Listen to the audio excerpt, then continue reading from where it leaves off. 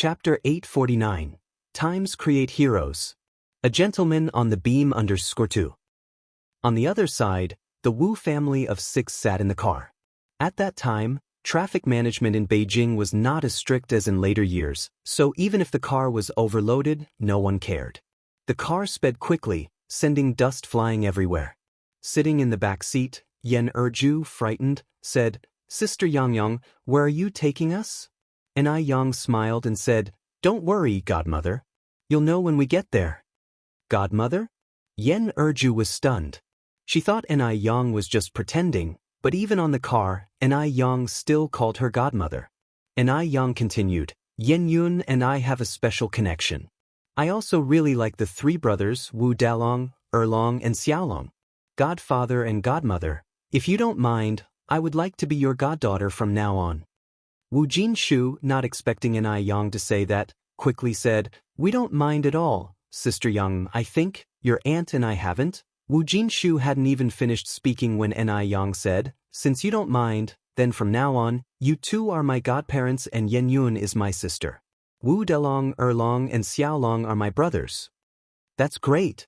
I like Sister Yang." Wu Delong blurted out, "I like you too." Yang turned her gaze to Wu Yenyun and asked, "Yenyun, what do you think?" Wu Yenyun, sitting in the passenger seat, turned to Yang and said, "Sister Yang." She was truly grateful to Yang.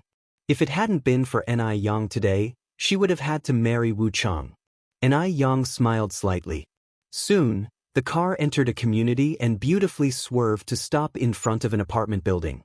Yang had bought many houses in the urban area before, and this apartment building was one of her properties. The house was simply furnished, but it had everything from pots and pans. Before Zihua was back in Beijing, they occasionally stayed here for a few days. "Godfather, godmother, someone comes regularly to clean here. Except for the utensils we've used, everything else is new. You can live here from now on," Yang said. "How could we possibly do that?" Wu Jinshu exclaimed. "Sister Yang, this is your house.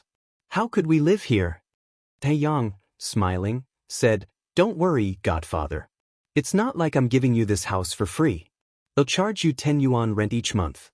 Anyway, it's vacant otherwise. When you're later financially stable and want to buy a place, I can sell this apartment to you." Although Yang didn't care about this particular property, she knew Wu Jinshu and Yan Erju were honest people who wouldn't accept her gift without cause. Hence, she proposed renting it to them. The apartment had 4 rooms and 2 living rooms, and with 2 bathrooms, there was plenty of space for everyone in the Wu family. Wu Jinshu looked around the house. "Sister Yang, such a nice place and you only charge 10 yuan a month." Even though it was simply decorated, in Wu Jinshu's eyes it was extremely luxurious. The house had everything, even tile and wooden flooring. After all, even Wu Lan's basic mud house rented for 10 yuan a month. Yang said, "The house remains vacant anyway, and I wouldn't feel comfortable renting it to strangers. Renting it to you and godmother gives me peace of mind." With that, Wu Jinshu felt much relieved. Yang then said, "Godmother, look, there's a small yard in front of the first floor. You could plant some vegetables there when you're free." Yan Erju really liked the house, but she was still a bit embarrassed. "Sister Yang, the rent you're asking is too low." Yang, smiling, said, "We're not strangers after all. I couldn't rent this place out for a single cent when it's vacant." Wu Yenyun also liked this new home, but was concerned about Grandma Wu. "Now that we've all moved here, what about Grandma?" Wu Jinshu didn't say anything. Yan Erju was still upset. "Your grandma deserves it." Wu Yenyun continued, "But Grandma is so elderly now, and when we were leaving, Aunt Wu was still asking her for money. Even though her grandmother was willing to marry her off to Wu Chang, Wu Yenyun still felt a bit worried for her. Especially since she had found out she was not the biological daughter of Wu Jinshu and Yan Erju. Seeing Wu Yenyun like this, Yang spoke bluntly, "Godmother is right, your grandma deserves it, it's her own fault. Your family's life isn't unbearable. She had a good life and chose not to live it, instead causing trouble. Have you ever thought about what would happen if you had married Wu Chang?" Chapter 850. Times Create Heroes. A gentleman on the beam _3. Ni Yang paused for a moment and then continued. After marrying Wu Chang, you would transform from a young girl into a housewife, not only bearing children for Wu Chang but also acting as a stepmother to his 2 daughters. You are only 17 years old this year. If you don't marry Wu Chang, you can continue your studies, go to university, and have endless possibilities in the future. Your life was almost completely ruined by your grandmother's actions. Ni Yang's words were cutting, and Wu Yanyan's face changed, but she is, after all, my grandmother. Upon hearing this, Ni Yang knew Wu Yanyun would definitely be soft-hearted towards Grandma Wu in the future. Knowing how manipulative Grandma Wu could be, if Wu Yanyun became soft-hearted, who knew what she might end up doing? It was essential to completely sever the notion Wu Yanyun held towards the Wu family. Ni Yang narrowed her eyes and continued, just because she's your grandmother, does that mean she can just sell you off to someone else to become a stepmother? Yanyun, if you think just because your grandmother is old, you should forgive all her faults, then you might as well go back and marry Wu Chang or even Zhao Chang. This time, I absolutely will not meddle anymore. Wu Yanyan's face went pale and she immediately explained, no. Sister Yang, that's not what I mean. I wasn't suggesting you are meddling too much, I'm just a bit worried about her because she's getting old. Ni Yang remained calm. Yanyun, everyone must take responsibility for their faults. Old age is not an excuse to escape responsibility. Your grandmother is only reaping what she sowed. Uncle, don't you think I'm right? At that last sentence, Ni Yang looked up at Wu Jinshu. Wu Jinshu initially shared the same thoughts as Wu Yanyun. After all, that woman was his own mother, and he couldn't just ignore her. But after listening to Ni Yang, he came to a sudden realization. Old age should not be an excuse to avoid responsibilities. If it wasn't for Ni Yang today, Wu Yanyan's life would be ruined. Wu Jinshu nodded. Yang is right. Seeing Wu Jinshu agree, Ni Yang sighed in relief, thinking he might have been foolishly filial. Wu Yanyun nodded. Yang, I understand now. Ni Yang then took out a stack of RMB from her bag. Godfather, here is 4,000 yuan, consider it a loan from me. Since she had decided to help Wu Yanyun, Ni Yang was committed to supporting her all the way. Plus, Ni Yang was becoming more and more certain about the outcome she suspected. Although the results were not out yet. But she could see traces of Ni Qihua's past kindness and weakness in Wu Yanyun. She was still worried about Grandma Wu even after all the mistreatment she had received from her. Wu Jinshu hastily refused. Yang, you've already helped our family a lot. I can't accept this money. Ni Yang smiled and said, Godfather, just hear me out, don't be in a hurry to refuse. Your family has 4 children, and after the second half of the year, Yanyun, Dalong, and Erlong will definitely need to continue their studies.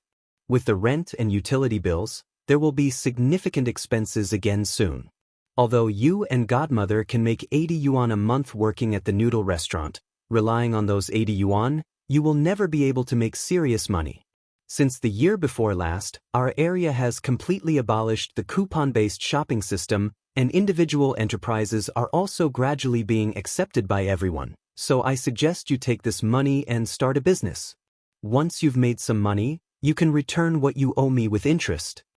Now is a good opportunity to make money, and Ni Yang didn't want Wu Jinshu to miss such a great chance. There won't be another 80s. Do business. Wu Jinshu was startled. I don't know anything, how can I do business?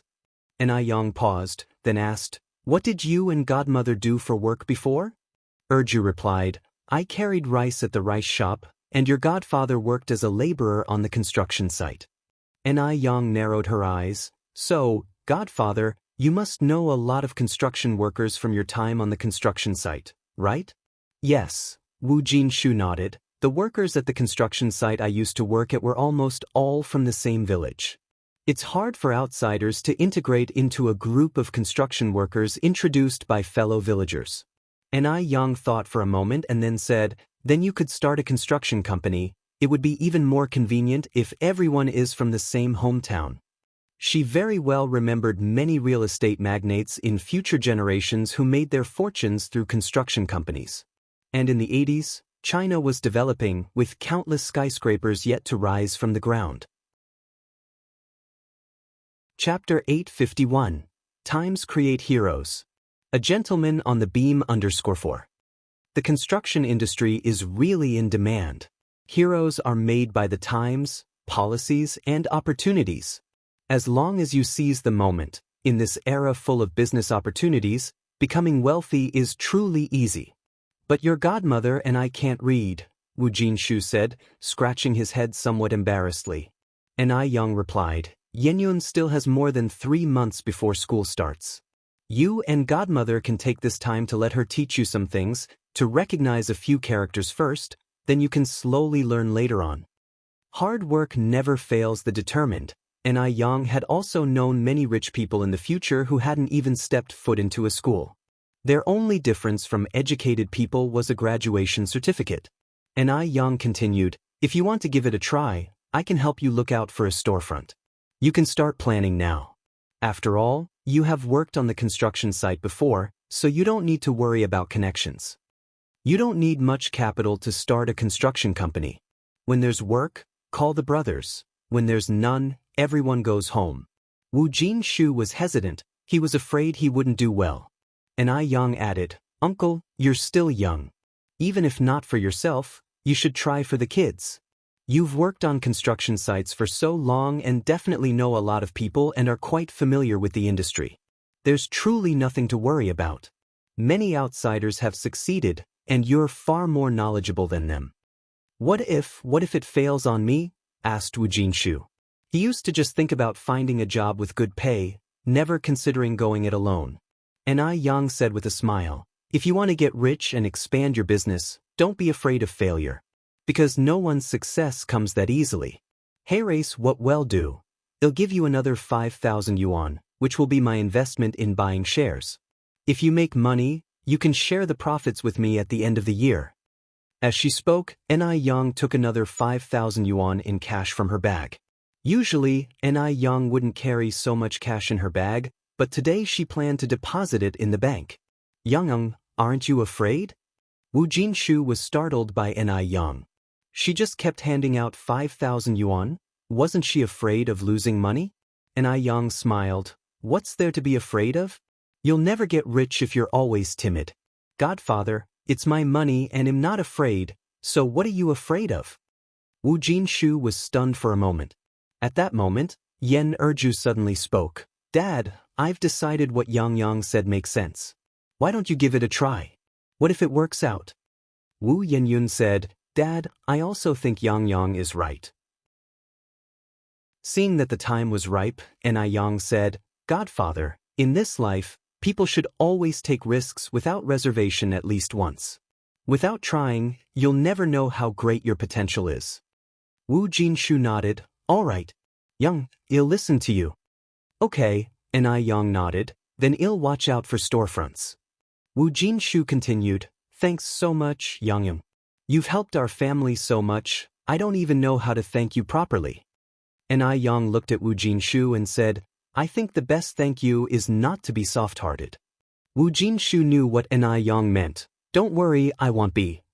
After talking about these things, Yang went on, Godfather, Godmother, it's your first time moving over today. First, get to know the surrounding area. The house is fully equipped with sheets and quilt covers. You just need to buy some clothes to change into. Just turn right outside the community gate and there's a department store. As for your old home, I suggest you don't go back for now. Okay, Wu Jinshu nodded. Yang picked up her bag. I have other matters, so I'll leave first. Wu Jinshu and Yen Erju wanted to see Yang off, but she said with a smile, Godfather, Godmother, no need to fuss, let Yenyun escort me. Yang left the building with Wu Yenyun. Yang, thank you so much for today. Yang replied with a smile, Yenyun, you've already thanked me. And I'll say it again, the best thanks is to not be soft-hearted. With someone like your grandmother, don't think about repaying evil with kindness. If you do, she will only ask for more and I'll be endless. It's been hard for your family to find peace. Don't let an old lady disturb it. Right? Wu Yenyun nodded. Yang patted Wu Yenyun on the shoulder. As long as you understand. It'll be off now. Young'un, be careful on your way, said Wu Yinyun. Don't worry, Ni Yang assured before getting into the car and driving off. Chapter 852. Times Create Heroes. A Gentleman on the Beam Under S5. Ni Yang recalled how she had raced the car on the way over, and Wu Yinyun continued, Yang, take it slow on your way back. Ni Yang nodded, I will. However, before even a blink of an eye, the car had already disappeared from Wu Yanyun's view. This is way too fast, isn't it? What happened to driving slowly? Wu Yinyun opened her mouth in disbelief. Ni Yang hadn't felt this adrenaline rush of speed in a long time. In her previous life, because of Beijing's traffic congestion, she would go to official race tracks to experience the thrill of racing. But now in the 80s, Beijing's traffic signals were still not fully functional, and it was difficult for an ordinary family to buy even a bicycle. Where could traffic congestion come from? Without traffic restrictions or speed limits, and without waiting for traffic lights, the boss and I was very satisfied. Passers-by were continuously amazed. This is too impressive. Du Jiaojiao's eyes widened as she quickly tugged on Grandpa Du's sleeve. Look over there. Grandpa Du remained calm, twirling his Buddha beads. I saw it. To Du Jiaojiao, it might be incredibly impressive, but for Grandpa Du, it was nothing unusual. He had once driven while being pursued, navigating unharmed through a hail of bullets. Such a small trick could only deceive a naive girl like Du Jiaojiao. Without a second thought, he knew it was something a rich young man would use to attract girls. Just then, a strand of long hair floated out of the car window, tracing a perfect arc through the air. A woman? Grandpa Du raised his eyebrows slightly. My goodness! The driver is actually a woman. Du Jiaojiao nearly jumped for joy. Did you see that just now? Women drivers in this era were rare, Du Jiaojiao included. In this era, a woman driving was a novelty, so Grandpa Du remained calm. I saw it. Du Jiaojiao looked at him with disdain. How can you look so unexcited? There's nothing to be excited about, Grandpa Du said in a bland tone. Du Jiaojiao shook her head. It's so boring to be with someone like you. Grandpa Du said nothing, calmly twirling his Buddha beads.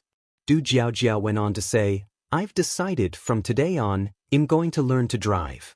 Grandpa Du replied, I'll have Ziki teach you. Can't you teach me yourself? Du Jiaojiao knew Grandpa Du was a good driver. Don't worry, Ziki has more than enough skill to teach you, Grandpa Du assured her. Du Jiaojiao did not say much more. Ni Yang parked the car in front of Fragrant Beauty and then walked in. Coincidentally, Fragrant Beauty was also Du Jiaojiao and Grandpa Du's destination. Seeing the familiar sedan, Du Jiaojiao exclaimed in surprise, Isn't that the car we just saw? Indeed it is. Grandpa Du had a good memory for license plate numbers. I really want to see what the driver looks like, Du Jiaojiao continued, but the most important thing right now is to fill our stomachs. Let's go in quickly. The waiter led the two upstairs. The usual for both of you? Du Jiaojiao nodded. He's vegetarian. Grandpa Du's hand paused while twirling the Buddha beads, ultimately remaining silent. The taste of fragrant Bowtai's dishes really was beyond reproach. Even a simple vegetarian dish was full of color, fragrance, and flavor. When the two left Fragrant Beauty, the sedan was still parked at the entrance. That person hasn't left yet. Shall we stand here for a bit and see what the driver looks like? Suggested Du Jiaojiao.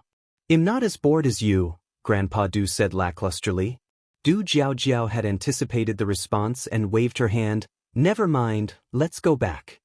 As soon as they returned to Mansion Deming, the manager came over carrying a birdcage. Grandpa Du, we just caught this myna. It's very smart and can even talk. Grandpa Du's main interests were usually feeding fish and playing with birds, so Mansion Deming had a pond full of imported koi. Hearing about the talking myna, Grandpa Du's interest was piqued. Oh? What can it say? The manager thought for a moment, then said, I think it's inging? Yes, that's it. Ing. Just then, the bird in the cage thrashed its wings fiercely and snapped, Son of a bitch! Son of a bitch! At this, the manager's face showed an embarrassed expression. It really was saying inging just now. Grandpa Du said, "Let it go." Chapter 853, Times Create Heroes. A Gentleman on the Beam _6. Ah! The steward was taken aback. Master Du twirled the Buddha beads. This Mina bird's feathers shine brightly and it chirps crisply, clearly it has been domesticated. Aren't you afraid its owner will be worried, now that you've captured it? The steward continued, I figure this Mina must have sneaked out by itself. A bird like this, kept in captivity for a long time and suddenly set free outside, has absolutely no survival skills. If released, it wouldn't only fail to find its way home but might also face the risk of starving to death. The Mina in the cage, as if understanding the steward's words, started calling out desperately. Son of a bitch! Son of a bitch! Master Du nodded. You have a point, let's keep it then. This Mina was indeed amusing. He had raised many birds, including parrots and minas, but never had he seen a bird that could curse. Master Du, with his right hand still holding the Buddha beads, flicked the bird cage. Be good. With these two mild words, the previously agitated Mina calmed down instantly. Its feathers, which had been standing on end, gradually relaxed as it shrank into a corner, trembling. But as soon as Master Du turned away, the previously silent bird became fierce again, yelling, Son of a bitch! Son of a bitch! Master Du glanced back slightly. Starve it for a meal. Okay. The steward nodded. This time, the Mina in the cage dared not make a fuss anymore, realizing that preserving its own life was the priority. Its expression was particularly aggrieved. The steward chuckled, saying, It seems to understand us. Ni Yang handed over the storefront matters to Gu Lanji. Gu Lanji had wide connections in Beijing, and for her, renting a storefront was a minor matter. After that, Ni Yang discussed some other matters with her, and by the time she returned to the Zheng family, it was already past 8 at night. It had truly been an exhausting day. Ni Yang took a luxurious rose oil bath and went to bed. The next morning, the first thing Ni Cuihua said to Ni Yang was, Yang, Duo might be lost. Duo is lost? Ni Yang frowned slightly. Ni Cuihua nodded and continued, I haven't seen Duo since yesterday afternoon. Last night, I specifically left a window open for it, but it didn't return. This was quite strange. Although Duo was free-range, it used to come home several times a day, and it rested at night in the artificial tree inside the villa. Ni Yang continued, Did it go back to Jinghua village? Duo was a nostalgic bird and occasionally flew back to Jinghua village for a visit. No, Ni Cuihua shook her head. I just called your aunt Ni, and she said she hasn't seen Duo return. Ni Yang picked up a bun. Then I'll go look for it. Where will you look? Ni Cuihua asked. I'll check the nearby park, Ni Yang replied. Walking out of the Zheng family, Ni Yang ate the bun while calling for Duo.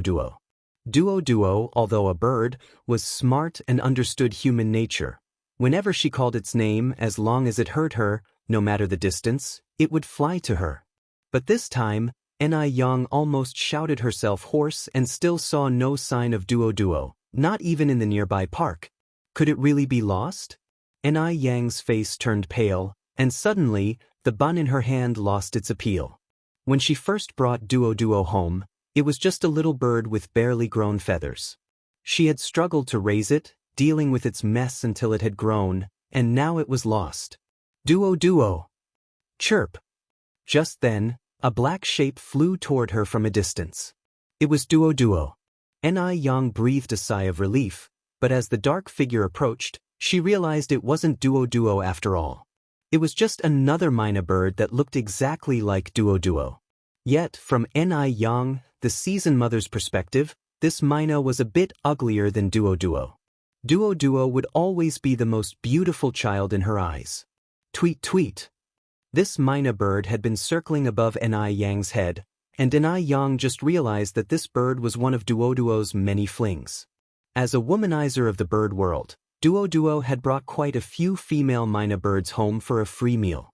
Ni Yang was particularly impressed with this Mina bird because of its unique claws.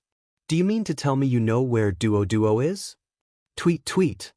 The Mina bird flapped its wings, turned direction, and flew off, glancing back at Enai Yang as it went. Enai Yang immediately started running to keep up. Fortunately, Enai Yang was in good shape and didn't feel tired even after running 2 or 3 kilometers. Tweet tweet. The myna bird stopped in front of an ancient-looking mansion. Is Duo in there? Enai Yang asked. Tweet tweet. Then he'll knock on the door.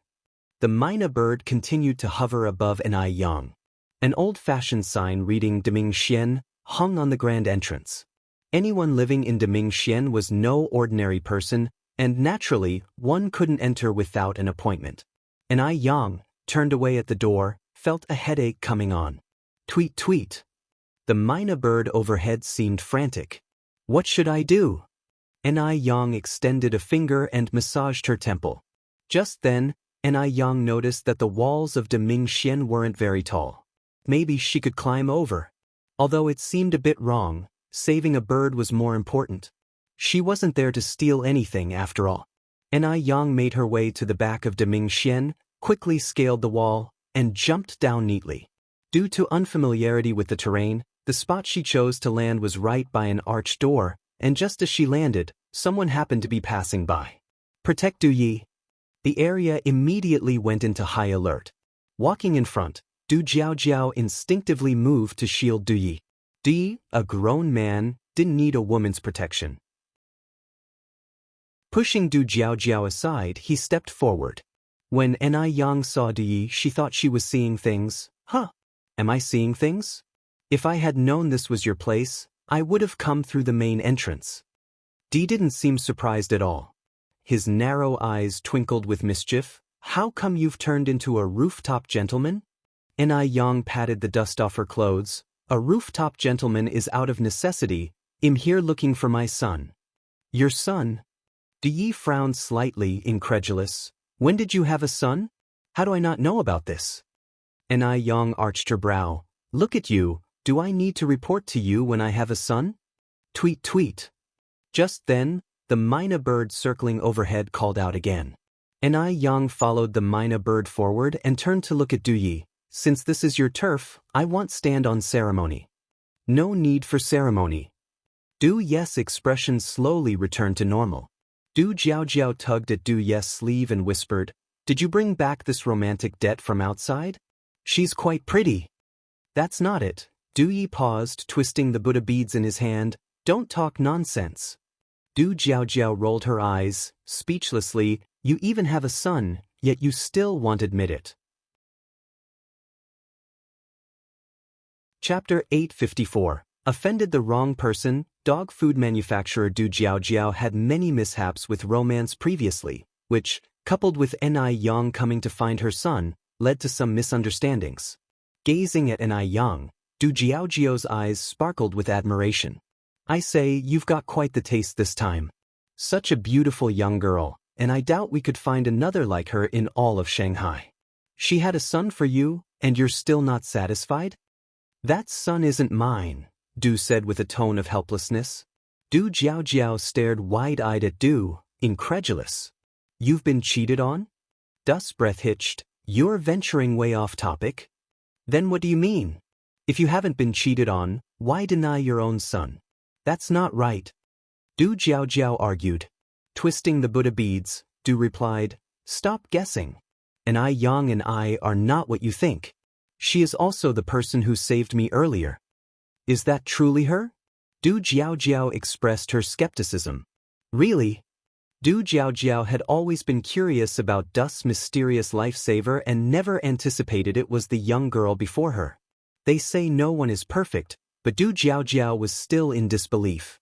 Such a beautiful young girl, and yet so capable. Unbelievable indeed. Absolutely true, Du affirmed, his expression unreadable. Knowing Du was not one to jest, and he had no reason to joke about this matter, Du Jiaojiao asked curiously, Then why is she here looking for her son? Did you hide her son? I don't even know who her son is, Du replied innocently. Looking towards Enai Yang, Du Jiaojiao remarked, Not to mention this young lady is really beautiful. No wonder you compared her with Change last time. She doesn't look like someone who has had a child. Glancing at Du Jiaojiao, Du retorted, You speak as though you've had one. Du Jiaojiao rolled her eyes at Du. The two casually followed Ni Yang. Ni Yang kept following the leader's sun parakeet, walking through the corridor and arriving at the garden's back. Seeing how earnestly Ni Yang was searching, Du Jiaojiao elbowed Du. You didn't really hide her son, did you? Why would I hide her son? Du countered. Du Jiaojiao I'd do seriously, maybe to become her kid's stepdad. Du's breath hitched again. Don't spout nonsense. Du Jiaojiao's face was alight with teasing. I guessed it, didn't I? You think you can read minds? Du said calmly while twirling his Buddha beads. Du Jiaojiao continued.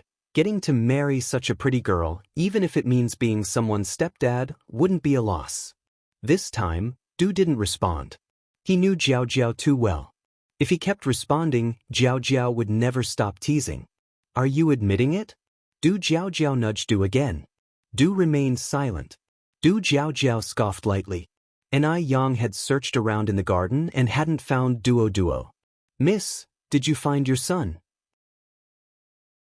Du Jiaojiao approached. Need any help? Thank you. Before Ni Yang could finish, a crisp voice filled the air. Yang. Duo. Ni Yang's face lit up. Hearing Ni Yang's response, Duo called out even more joyously, Yang. The sun parakeet spiraling above Ni Yang's head seemed extremely excited, chirping nonstop. Who's talking? Du Jiaojiao scratched her head, looking at Ni Yang. Your son? Yep. Ni Yang nodded, her gaze catching a middle-aged man walking towards them with a birdcage covered by a black cloth. Yang. Ni Yang approached the middle-aged man. Excuse me, sir. May I take a look at what you're holding? The middle-aged man paused, about to ask who Ni Yang was, but Du interjected, Open it for Miss Ni to see. Having lived in this place for so long, Du had never brought any woman other than Du Jiaojiao here. Ni Yang was most likely the first. The middle-aged man promptly lifted the black cloth over the birdcage, and Duo was ecstatic. Yang. Seeing Duo inside the cage, Ni Yang breathed a sigh of relief. Duo. Du Jiaojiao was stunned. She had never imagined Ni Yang's son would be a bird. She had genuinely thought Ni Yang had a real son. Why was he still locked up? Ni Yang said as she began to open the birdcage. Why was he let out? Before the middle-aged man could speak, Duo flew directly to Ni Yang's shoulder, rubbing his small head against her chin incessantly. Yang.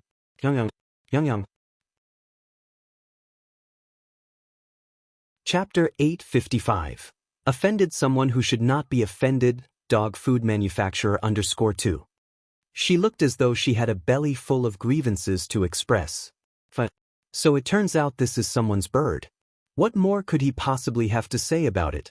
Ni Yen chuckled and said, All right, I know you've been wronged. Just wait, mommy will avenge you. Is this a call to arms?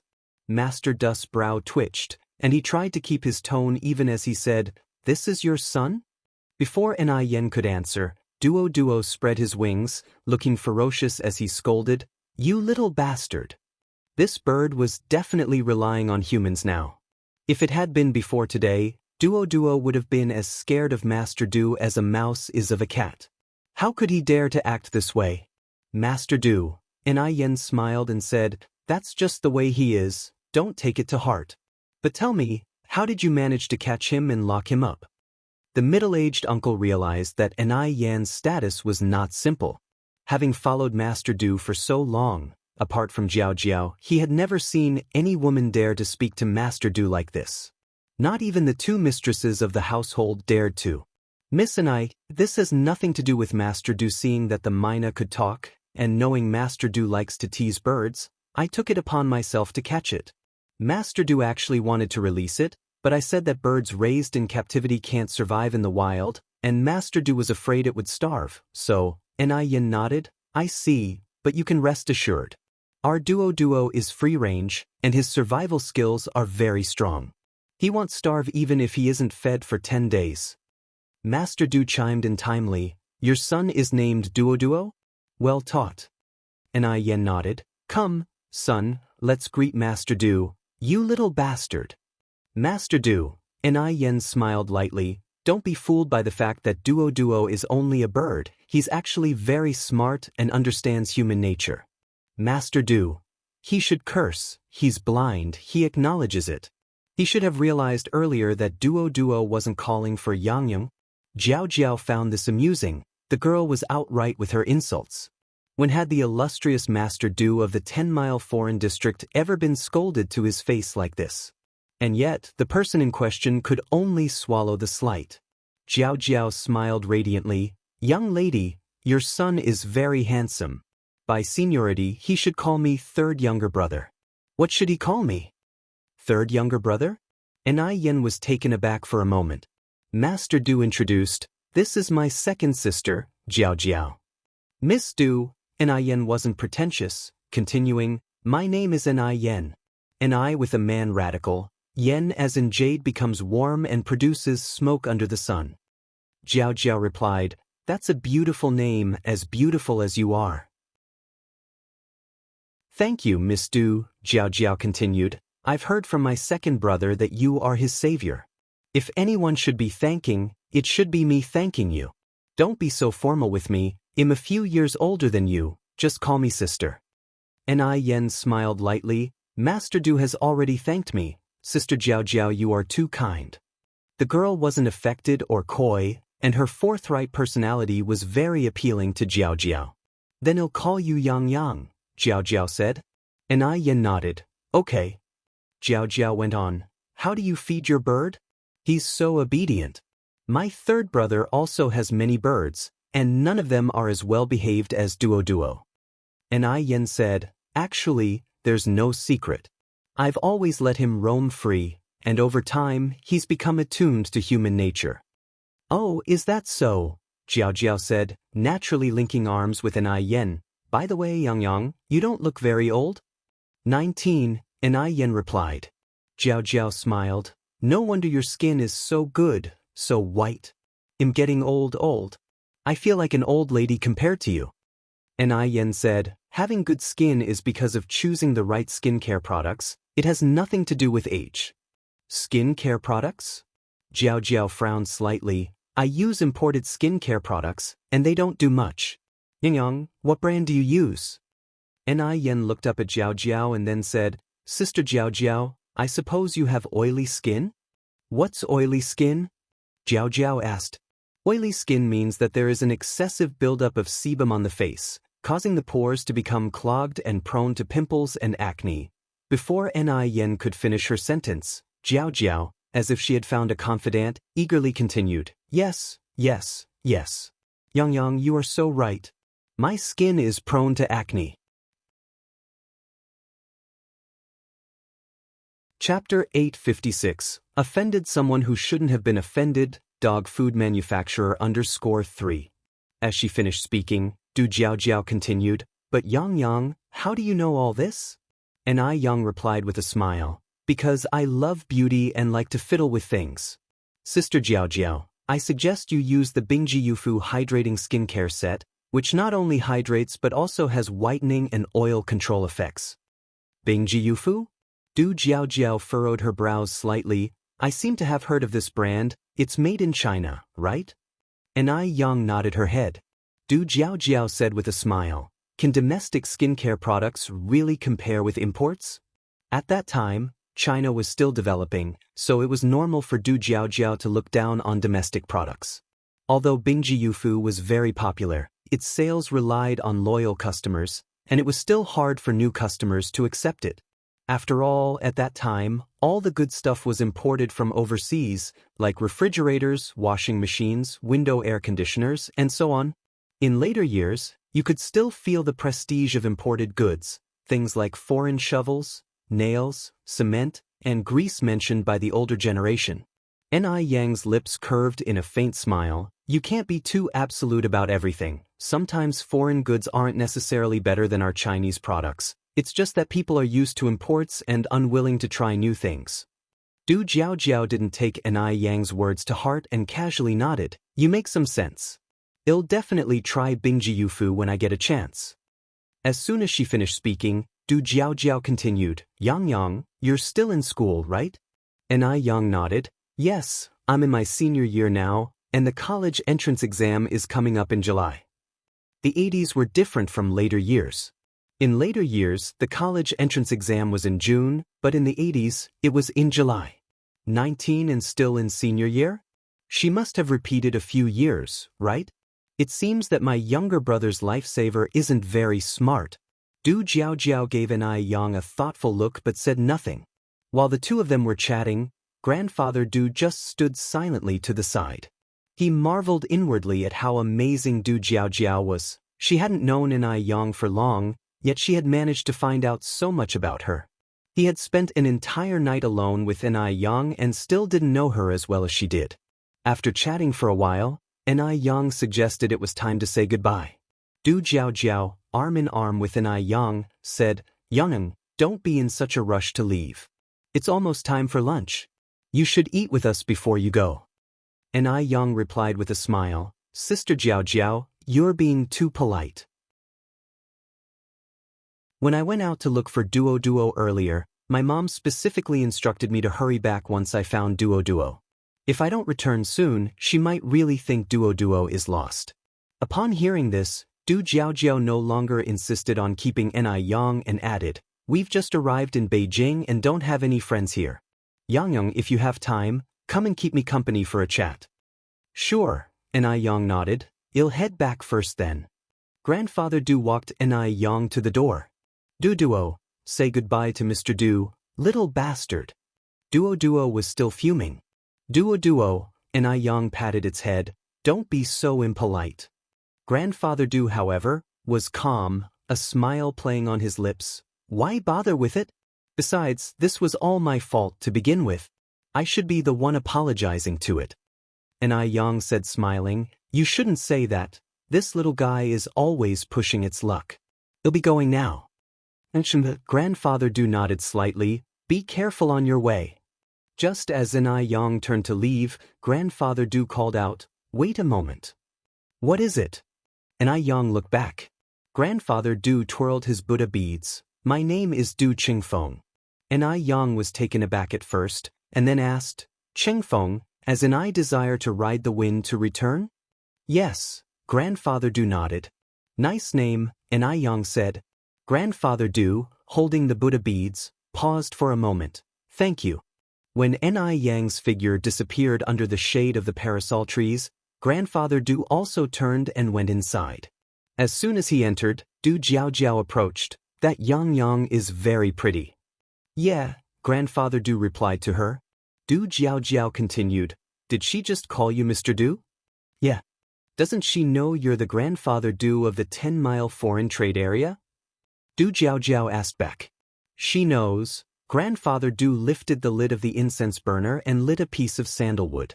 Du Jiaojiao narrowed her eyes. Knowing that and still calling you Mr. Du, is she playing hard to get?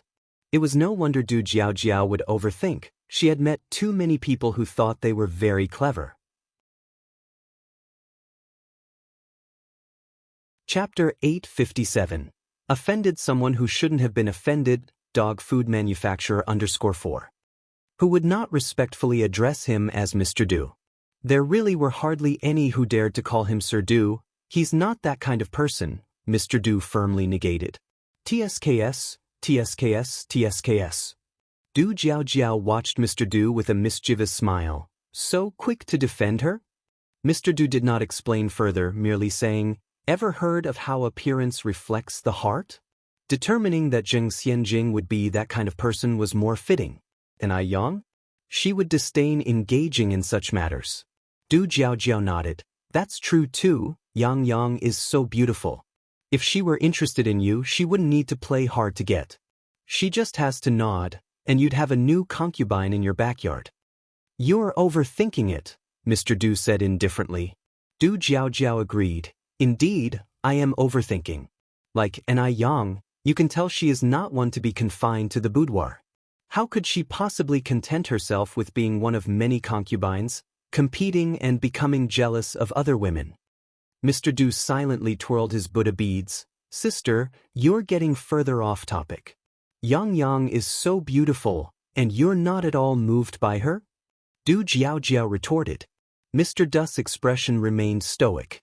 Only a dead man's heart stays still. Do I look like a dead man to you? Du Jiaojiao, lost for words, said, I'm not talking about that kind of being moved. I meant the kind where you like her. You seem so smart usually, how come you turn silly at crucial moments? Forget it, forget it. Speaking to someone heartless like you wouldn't understand even if I explained. Mr. Du sat cross-legged on a low stool and began preparing tea. He was particularly meticulous about brewing tea, which in later eras would be referred to as tea ceremony. Du Jiaojiao disliked these overly elaborate habits. So much effort in brewing tea for just a few sips. Elegant but impractical. Seeing Mr. Du make tea, she muttered, boring, and turned to leave the living room. After Du Jiaojiao left the living room, Mr. Du summoned the butler. Mr. Du continued his tea-making motion, his hands weaving through the teacups as the tea smoke spiraled upwards, casting his facial features into a more majestic and enigmatic silhouette. Who was on duty at the gate today? The butler, taken aback by the sudden question, asked, Xiao Zhao and Xiaolin. Mr. Du nodded. Tell them they needn't come tomorrow. Why? The butler was puzzled. Had Xiao Zhao and Xiaolin offended Mr. Du? Mr. Du asked, Do you know how high the backyard wall is? 4 meters. Before the butler could finish, they seemed to realize something suddenly and immediately said, All right, I understand. I'll notify them right now. Go ahead, Mr. Du gestured with his hand. The butler approached the gate. The grand gate of Deming Pavilion had an imposing appearance, even the gatekeepers found it dignified. When the butler told them they needn't come tomorrow, Xiao Zhao and Xiao Wu were startled. Butler, what did we do wrong that you're firing us? The butler patted Xia Zhao's shoulder. It's because you offended someone you shouldn't have. What? Xiao Zhao blurted in dialect. Who did we offend? The butler continued, the young girl Mr. Du personally saw off just earlier. After saying this, the butler sighed and then added, You should feel lucky that you didn't fracture the young lad's leg today, or you'd really be in a mess. A fall from a 4-meter-high wall could potentially lead to fatal accidents. Xiao Zhao and Xiaolin felt wronged. How could they have known that girl had such significant backing? Seeing their thoughts, the butler said, All right, don't feel too wronged. Hey, race 3 months of your salary as compensation. You don't have to come tomorrow, start looking for a new job. Finding a new job was easy, but finding one with a salary as high as before was difficult. The two accepted the money from the butler with frowns on their faces. Enai Yang brought Duo back to the Zheng family. Little Enai Yun was overjoyed, incessantly asking Duo, Where were you last night? I missed you so much. After returning, Enai Yang relayed what happened with Wu Yenyun to Enai Zihua. Upon hearing this, Enai Kuihua's face changed. Is Yenyun really the second girl? The few abandoned children hadn't been given names yet, so Enai Zihua simply called them second girl, third girl, fourth girl, and little Enai Yun ranked fifth. Chapter 858. Offended someone who shouldn't have been offended, dog food manufacturer _5. Enai Yang nodded. It's very likely. I've already sent the sample for testing. 3 months later, we'll know the results, and the truth will be revealed. Firstly, Wu Yanyun's age matches with my second sister, and then she doesn't resemble the Wu couple, and the location also matches since they too are from Haiqing. Enai Zihua wiped her tears. No wonder I felt the child looked familiar, so she is indeed Erniu. Enai Yang continued, Mom, it's just a suspicion for now, nothing certain. Let's wait for the test results, and don't get your hopes too high. The higher the hopes, the greater the disappointment. If it turns out to be a misunderstanding, Enai Zihua would be devastated. Enai Yang needed to prepare precautionary measures. Upon hearing this, Enai Zihua calmed down a bit and then asked, Where are they living now? I want to go see them. Enai Yang replied, They live in Building 78, Guiqing Garden, but I think you shouldn't disturb them for now. Let's wait until after the test results are out. Can I just take a quick peek without them noticing? Enai Zihua asked. Enai Yang hesitated. How about this? Uncle Wu's construction company will be launching soon. You can visit then. By that time, I will have recognized them as my godparents. Okay, Enai Tsuehua nodded. Time swiftly passed, and in the blink of an eye, 7 days had gone by.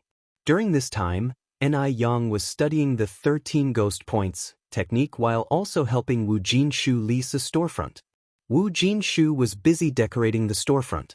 One morning, Dr. Jiang came with his medical kit to check on grandmother Zheng's health.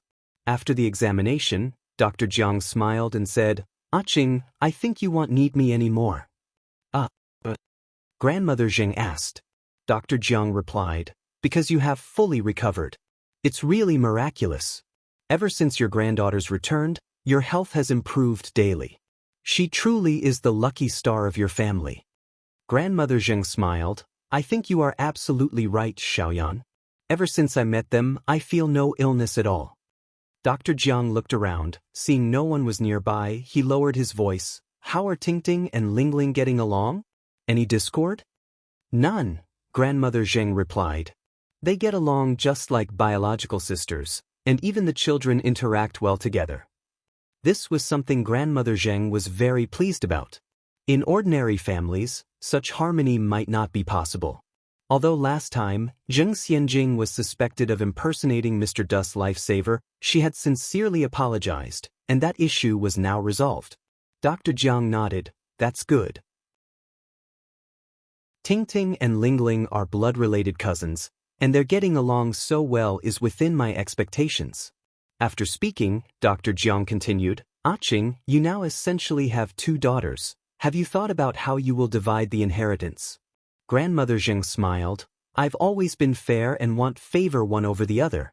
Although Lingling is not my biological child, she is no different from my own. I've said it before, when the time comes, it will be half for each child." Upon hearing this, Zheng Lingling, who was about to approach, stopped in her tracks. Half for each. This damn old woman really had the nerve to say it. If she had said a 20-80 split, Zheng Lingling would have accepted without a word. But now it was a 50-50 split. She had spent nearly half her life taking care of these 2 people, and Enai Zihua had only returned a few days ago. What right did Enai Zihua have to share the Zheng family's wealth equally with her? Even suggesting a 20-80 split was her being generous. In her opinion, the Zheng family's wealth should not go to Enai Zihua at all. Dr. Jiang replied, "That's certainly a fair approach, but will your Tingting agree? After all, you are her biological mother. Would she be willing to share equally with Lingling?" Grandmother Zheng smiled. "Don't worry about that. Tingting is a good child. She doesn't care about the part she gets." Dr. Jiang responded, "That's good." Zheng Lingling's features contorted. "Enai Zihua is a good child?" Was this damn old woman implying that she was not? She couldn't wait any longer. Zheng Lingling clutched the tray in her hands, her knuckles turning slightly white from the force. When Dr. Jiang left the Zheng family's house, Zheng Lingling chased after him. "Aunt Jiang, wait a moment." "What is it?" Dr. Jiang turned around. Zheng Lingling said, "Dr. Jiang, I've been having severe headaches lately. Do you have any painkillers?" Chapter 859. Offended someone who shouldn't have been offended, dog food manufacturer _6. "Does it hurt in waves?" Dr. Jiang asked. "Yeah." Zheng Lingling nodded. "Then let's walk and talk," Dr. Jiang said. "Okay." Zheng Lingling followed Dr. Jiang's steps. "Lingling, your mom is almost fully recovered now. I probably won't be visiting your house much anymore," Dr. Jiang said. "That soon?" Zheng Lingling frowned slightly. Dr. Jiang nodded. "It's a good thing that your mom is getting better." Zheng Lingling then said, "Please give me the painkillers quickly."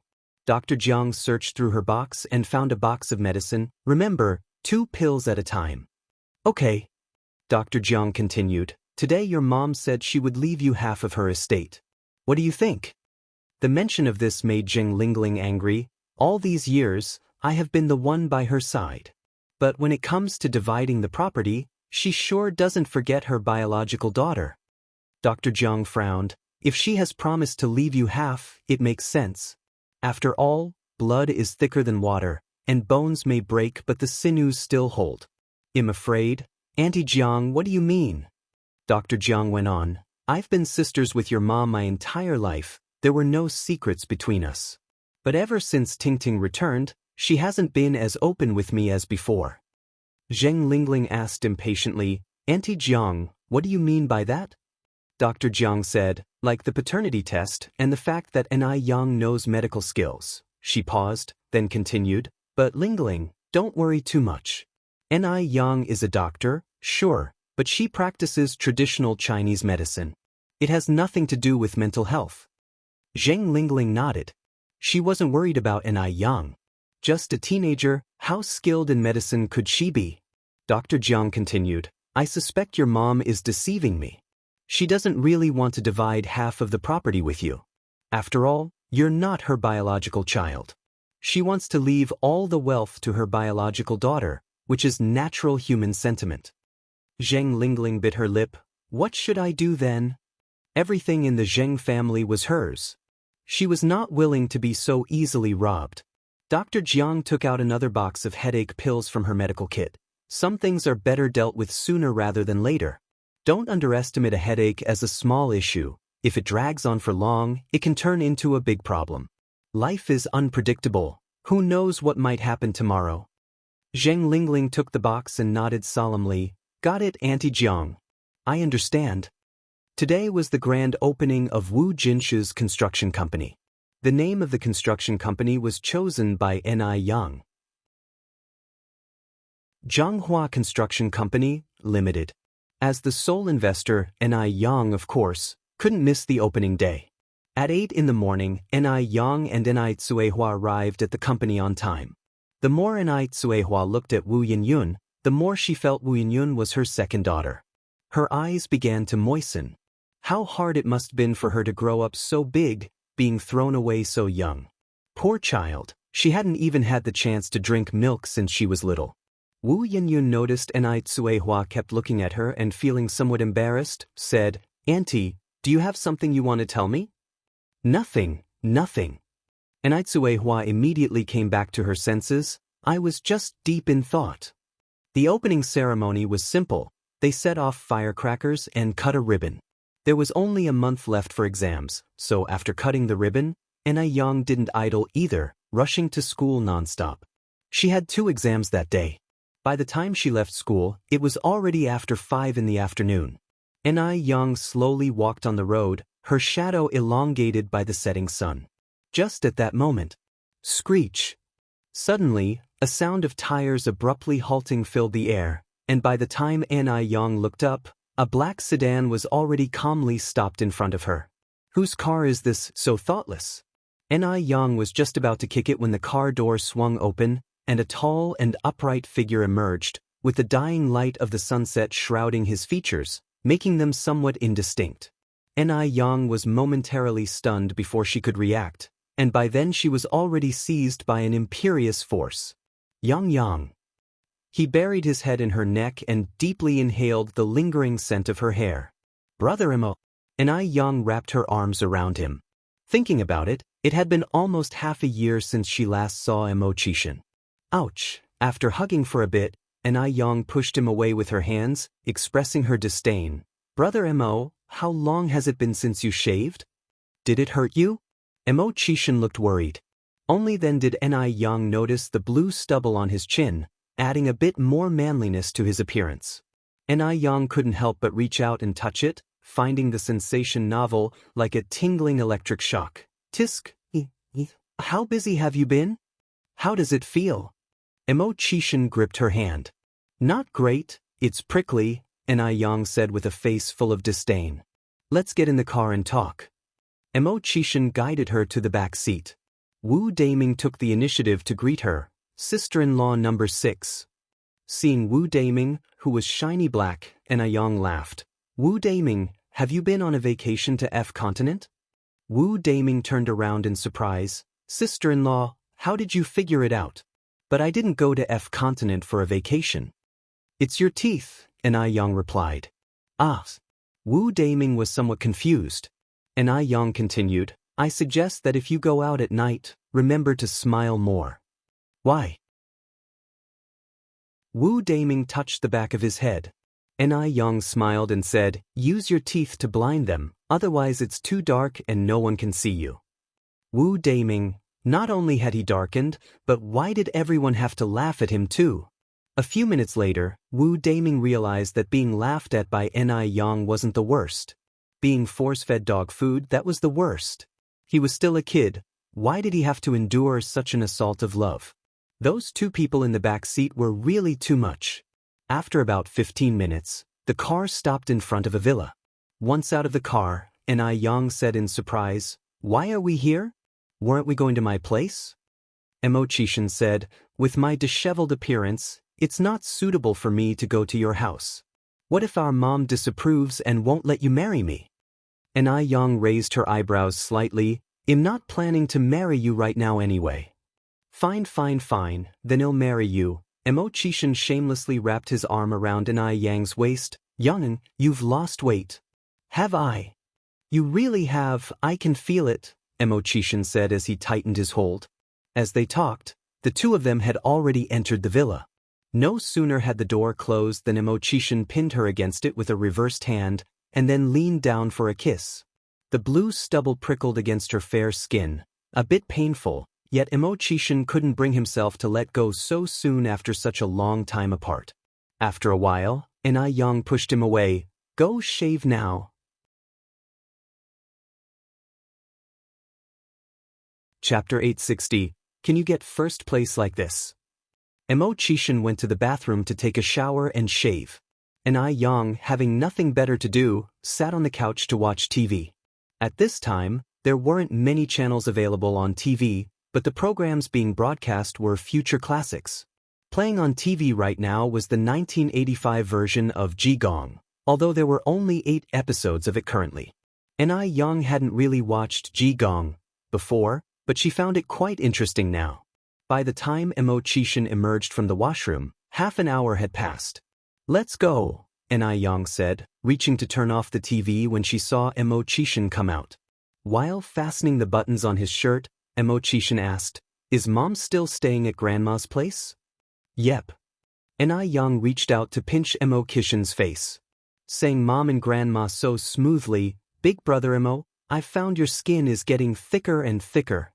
Emochishan grinned cheekily. "My skin is so thick, did it hurt your hand? What do you think?" Ni Yang raised her eyebrows slightly. "I guess it must have hurt. Let me rub it for you." Emochishan took Ni Yang's hand. "Big brother Emo, I beg you to be a bit more human." The two chatted as they walked away.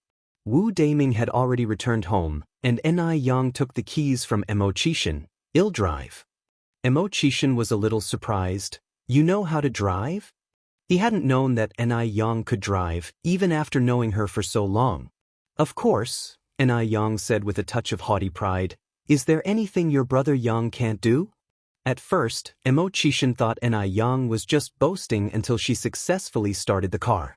Only then did he realize that Ni Yang wasn't joking. This Ni Yang, she may seem aloof and reticent ordinarily, but only Emochishan knew she had a playful side hidden in her bones. And she liked to brag a bit. "Buckle up," Ni Yang said, her hand on the steering wheel, glancing sideways at Emochishan. The light from the street lamps cast the shadow of her eyelashes across her nose bridge in a strangely cool pose. Emochishan swallowed unconsciously. "Oh." After Emochishan buckled up, he realized that Ni Yang could not only drive, but she drove with incredible skill. It made Emochishan almost think Ni Yang could take the car to the sky. With turns, consecutive turns, sharp turns, she never slowed down, yet the ride was as smooth as if on flat ground. What should have been a 30-minute drive took less than 5 minutes to arrive at the Zheng family's front gate. Ni Yang stopped the car and switched off the ignition, whistled cheerfully at Emochishan. "How about that? Am I, brother Yang, awesome or what?"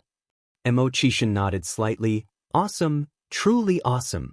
Brother Yang is too cool, truly worthy of being my wife." Such nerve.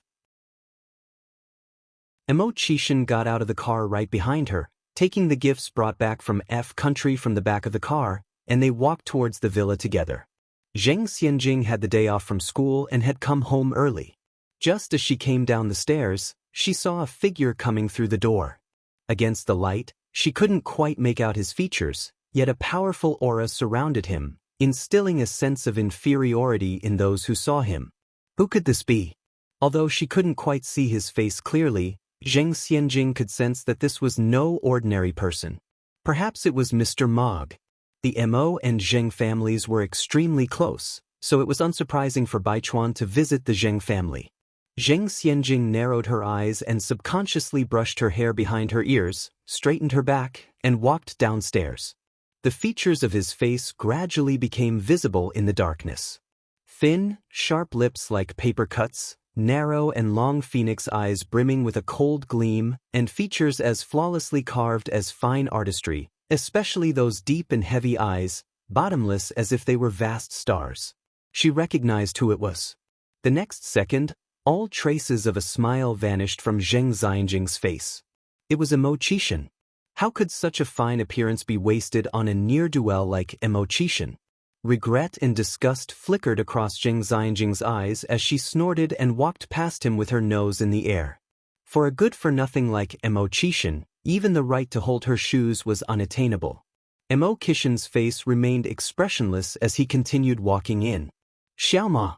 And Aizuehua was surprised to see Mo Qishan. When did you get back? Mo Qishan replied, Auntie, I just got back home this afternoon. Laughing, Aizuehua said, Come on in, and by the way, where's Yang? Did you see her? Mo Qishan answered, Yang was supposed to come in with me, but she felt a bit unwell the moment we were entering the door, so she went to the washroom. Chapter 861. Can you get first place like this? _2. Mo Qishan handed the items in his hand to Aizuehua. These are the gifts I brought from F country for Grandpa Jing, Grandma Jing, and you and Uncle. Aizuehua smiled and said, You child, coming here is enough. Why bring gifts? Grandpa Zheng and Grandma Jing also liked Mo Qishan very much. Although Mo Qishan's reputation wasn't good, he was truly good to Ni Yang and, based on their understanding of him over time, Mo Qishan wasn't as difficult as the rumors suggested. As long as Ni Yang had no objections, neither did they as the elders. Soon after, Ni Yang walked in from outside. That evening, after Mo Qishan had some drinks, Ni Yang drove him home. This time she didn't speed but drove leisurely. The car didn't have the air conditioning on, all the windows were down, and a gentle breeze flowed in, making it pleasantly refreshing. While driving, Ni Yang started discussing Wu Yenyun with Mo Qishan. Mo Qishan said, If she really is your second sister, then your third and fourth sisters must still be around too. Ni Yang nodded, hopefully. By the way, tomorrow is Sunday. I just recognized Yanyan's parents as my godparents, so how about I take you to visit them tomorrow? Sure. Despite the slow speed of the car, it didn't take long to arrive at the Mo family's house. Since they were already there, Ni Yang went in with Mo Qishan, planning to greet Mr. and Mrs. Mo. Seeing Ni Yang, Mr. and Mrs. Mo were very happy. Yang is here. Come in. We just got a few kilograms of green husk lychees this afternoon from Officer Wu, and I saved half for you, planning to send them over in a couple of days. Ni Yang loved lychees, and hearing they were green husk lychees excited her even more. Are they guelu from Xingqing? Yes, the guelu from Xingqing. They're very sweet and even seedless. Green husk lychees were the most expensive among lychee varieties. Ni Yang remembered once, in her previous life, a single green husk lychee was auctioned for a record high price of 550,000. After many years, tasting green husk lychees again transported Ni Yang momentarily back to the future. Mo Qishan peeled the lychees and placed them on a plate, one after another, quickly filling up a large plate. Ni Yang hurriedly said, Okay, big brother Mo, I can't eat that much after dinner. Do you not want to eat pomegranate? Mo Qishan picked up a pomegranate. Tai Yang shook her head, no. Mo Qishan smiled and asked, Is there any fruit you don't eat? Ni Yang responded, Pomegranates require spitting out seeds, it's too much hassle. Lychees are more convenient. Mo Qishan smiled, took a pomegranate, and slowly started peeling it, his handsome hands clearly defined against the bright red pomegranate. making them particularly striking. Hearing the noise downstairs, Xianxia immediately ran down. She had been staying at the Mo family's house for the past few days, hoping to meet Mr. Mog, so she always rushed over whenever there were visitors at the Mo family's house to see if it was Mr. Mog. Seeing Mo Qixin, Xianxia's face couldn't hide her disappointment. Xianxia, like an eggplant hit by frost, didn't even want to greet Mo Qixin and listlessly walked back upstairs. Mr. and Mrs. Mo didn't like Xianxia much either, because the girl lacked manners, barely greeting them and always acting as if someone owed her millions. If she wasn't Mo Baichuan's cousin, they would have kicked her out long ago. Just then, noises sounded from outside. Mrs. Mo stood up and said, "It must be Baichuan coming back, I'll go have a look." Sure enough, it was Mo Baichuan. Mo Baichuan had been staying at the base, and he hadn't expected to see Mo Qixin and Yang upon his return. "Your Uncle Six came back today, and Yang is here too. Go greet them." "Okay." Mo Baichuan took off his white gloves and walked into the living room. "Uncle Six." Mo Qixin nodded slightly. "My nephew is back. Didn't you see your Aunt Six?" Yang greeted. "Nephew, would you like some lychees?" What was this back-and-forth exchange about? Mo Baichuan frowned. "I don't eat them." "Oh." Yang didn't say anything more and continued eating lychees, just being polite. Mo Baichuan then asked, "When did Uncle Six get home?"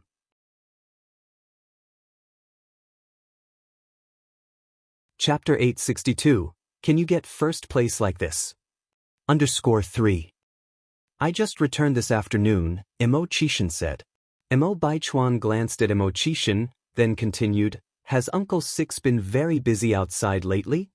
Asking a universally acknowledged useless man if he has been busy is practically the same as mockery. In fact, Mo Baichuan couldn't be bothered to mock this worthless Uncle Six. He wanted to see how Yang would react. How could Yang not be tired after acting with Mo Qixin for so long? Mo Qixin's thin lips curled slightly, his hands still peeling a pomegranate. "What has Uncle Six been busy with outside?" Mo Baichuan promptly asked. "Trade secrets." Upon hearing this, the mockery in Mo Baichuan's eyes deepened. Trade secrets? Such words might pass if they came from someone else's mouth, but coming from Mo Qixin, they were truly bizarre. No wonder Mo Qixin's reputation outside was so poor. "Since it's a trade secret, then I won't pry." As he spoke, Mo Baichuan's gaze swept past Yang. Yang was just like before, her attention entirely on the plate of gleaming, jade-white lychees as if she hadn't spared him a glance from start to finish. Had she really not looked at him? Mo Baichuan narrowed his eyes, then turned to look at Grandfather Mo and Grandmother Mo before continuing, "Grandpa, Grandma, I plan to get engaged to Jingrong soon." As Grandfather Mo was drinking tea, he sprayed out all the tea in his mouth upon hearing this. What did you say?" Grandmother Mo was also startled. "Baichuan, marriage is no trivial matter. You can't just do whatever comes to your mind." Mo Baichuan was also at the age suitable for marriage and having children. Under normal circumstances, hearing such news, the two elders would certainly be very happy. But now, they couldn't be less happy. After all, Mo Baichuan's intended fiancé was Zhao Jingrong. The outside world knew that Zhao Jingrong was once Mo Qixin's fiancé. If Mo Baichuan really got engaged to Zhao Jingrong, what would the outside world think of the Mo family? Mo Baichuan then said, "Jingrong and I have been together for such a long time. I know she is a very good girl, so I want to settle the matter sooner rather than later." Claiming the engagement was a spur-of-the-moment decision. He wanted to provoke Yang. Upon hearing he was to get engaged to Zhao Jingrong, Yang definitely couldn't hold back. Grandfather Mo wiped his mouth with a tissue. "Baichuan, calm down, Zhao Jingrong is not a good match." Mo Baichuan looked up at Grandfather Mo. "Grandpa, Jingrong is my girlfriend. I know better than you whether she is a good match or not." In the time Mo Baichuan had spent with Zhao Jingrong, she was gentle, considerate, kind, a very qualified girlfriend. Grandfather Mo sighed. Grandmother Mo hesitated, then spoke. "Baichuan, Zhao Jingrong, she used to, Are you trying to say that Jingrong was once Uncle X's fiancé? Mo Baichuan said. Yes, Grandmother Mo nodded. You know that's good. All these circumstances I need not say more, you should be very clear, right? Grandmother Mo truly looked down upon Zhao Jingrong. Mo Baichuan's eyebrows furrowed slightly as he continued. The reason Jingrong broke off the engagement with Uncle Six is that Uncle Six had no ability to keep her. Moreover, she and Uncle Six were initially betrothed as children, and it's been so many years since such practices were abolished. Child engagements are already null and void, and Jingrong has the right to choose her happiness. You and Grandpa can't dismiss her as a good girl just because she broke off the engagement with Uncle Six. Grandmother Mo wanted to say something more, but Grandfather Mo raised his hand. All right, you want to get engaged to her, right? Then get engaged. We won't interfere with this matter, but let me say something beforehand. Please speak, Mo Baichuan said. Grandfather Mo continued, since you have decided to get married, don't think about getting divorced later. Our Mo family can't afford to lose face like that. You can count on me, Mo Baichuan said, full of conviction. Grandfather Mo's expression was a bit gloomy, but in front of Ni Yang, who had been Mo Kishin's fiancée, it wasn't good to blast her openly. What if it scared the future daughter-in-law? Ni Yang didn't want to get involved in Mo Baichuan's business and, moreover, Mo Baichuan was too conceited. If she stayed any longer, he would likely get the wrong idea again, so she proposed to leave. Besides, she wasn't suited for staying in such a situation. I'll take you, Mo Chishin said, packing the peeled pomegranate into a bag. Leaving? Mo Baichuan looked up at Ni Yang. Was Ni Yang feeling jealous, so she decided to leave?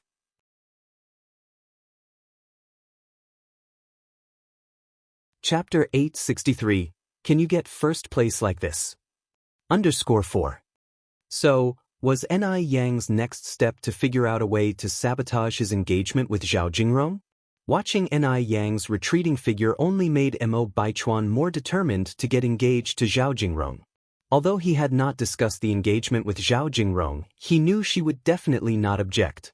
After all, Zhao Jingrong was so infatuated with him. Zhao Jingrong and Ni Yang were the same kind of person, yet they were also different. At least Zhao Jingrong dared to admit her feelings, while Ni Yang refused to openly acknowledge hers, only resorting to underhanded tactics behind the scenes. But for some reason he still found his gaze involuntarily drawn to Ni Yang. Sometimes, Mo Baichuan felt like he was being unfair to Zhao Jingrong. Because he had always been using Zhao Jingrong, he wanted to use Zhao Jingrong to expose Ni Yang. Mo Chishin walked Ni Yang to the door. Yang, let me drive you back. I'm not comfortable with you going alone. Ni Yang laughed. Brother Mo, I brought you here, then you drive me back, and then I bring you here again. Back and forth like this, do we even need to sleep tonight? Mo Chishin handed the bag he was carrying to Ni Yang. Then take this. What's this? Ni Yang was curious.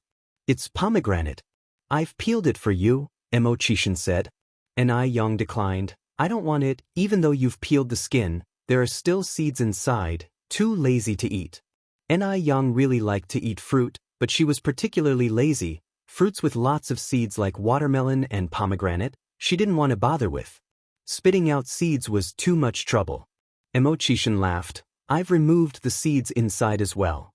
Ni Yang was surprised. Really? Really? Ni Yang fished out a pomegranate seed from the bag and tried it. Oh my gosh. Brother Mo, you're amazing. How did you peel it like this? She never knew that pomegranate could be seedless. Mo Chishin humbly replied, actually, I didn't know how before either, it was all thanks to the boss' good training. On finishing, he continued, Boss, I've done such a great job, don't you want to reward me? And maybe give me a kiss as well? How about I give you a slap as a bonus? Ni Yang raised her eyebrows slightly. Mo Chishin. The next day, Ni Yang took Mo Chishin to the Wu family.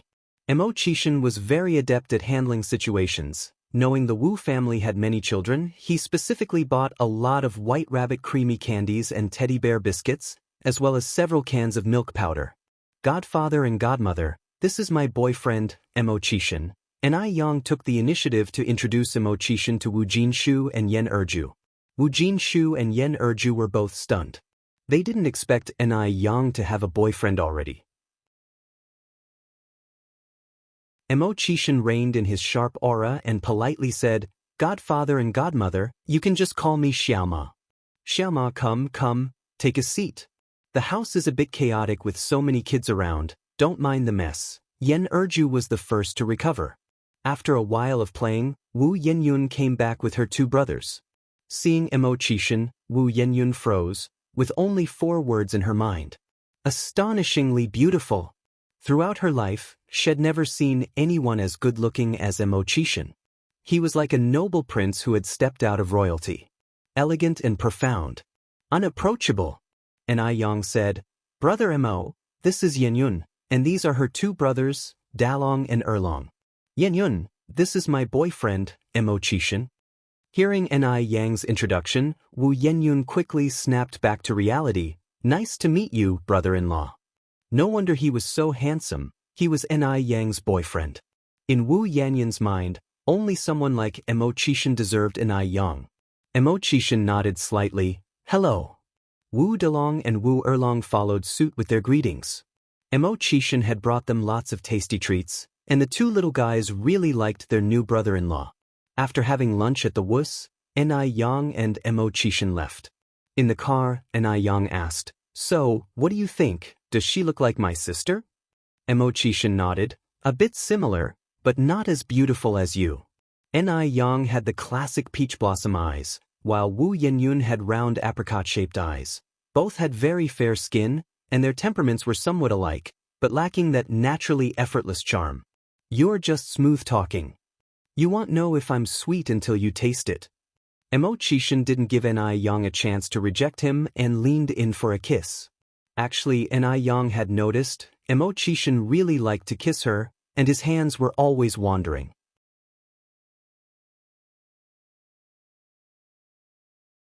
Chapter 864. Can you get first place like this? _5. But Yang wasn't put off. After all, Imo Qixin was a very normal man. A little physical playfulness was only natural for a boyfriend and girlfriend, otherwise, it would be strange. Although Imo Qixin was often playfully physical, he was always very polite and never crossed the line. After a while, Imo Qixin continued, "Where do you want to go this afternoon?" "I'm going nowhere in particular, what about you?" Yang glanced sideways at him. "Since you've got nowhere to go, then come with me to a place," Imo Qixin said.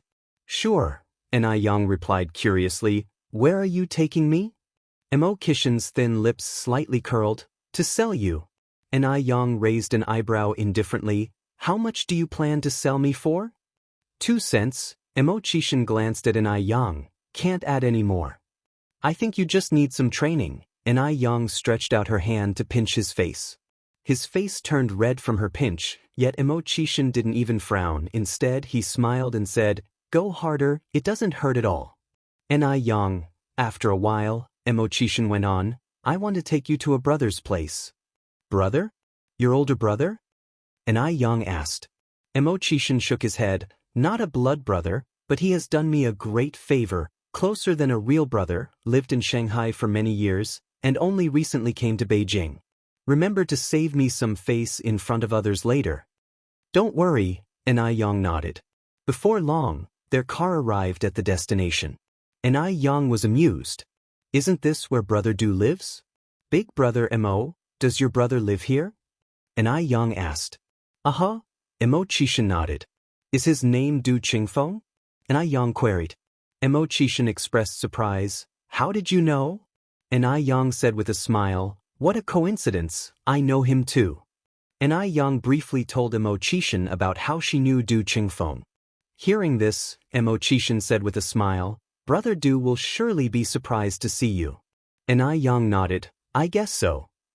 The 2 arrived at Demingxian. The butler here recognized Imo Qixin, and seeing Yang with Imo Qixin, the butler was somewhat surprised. "Isn't she the one Brother Du fancied?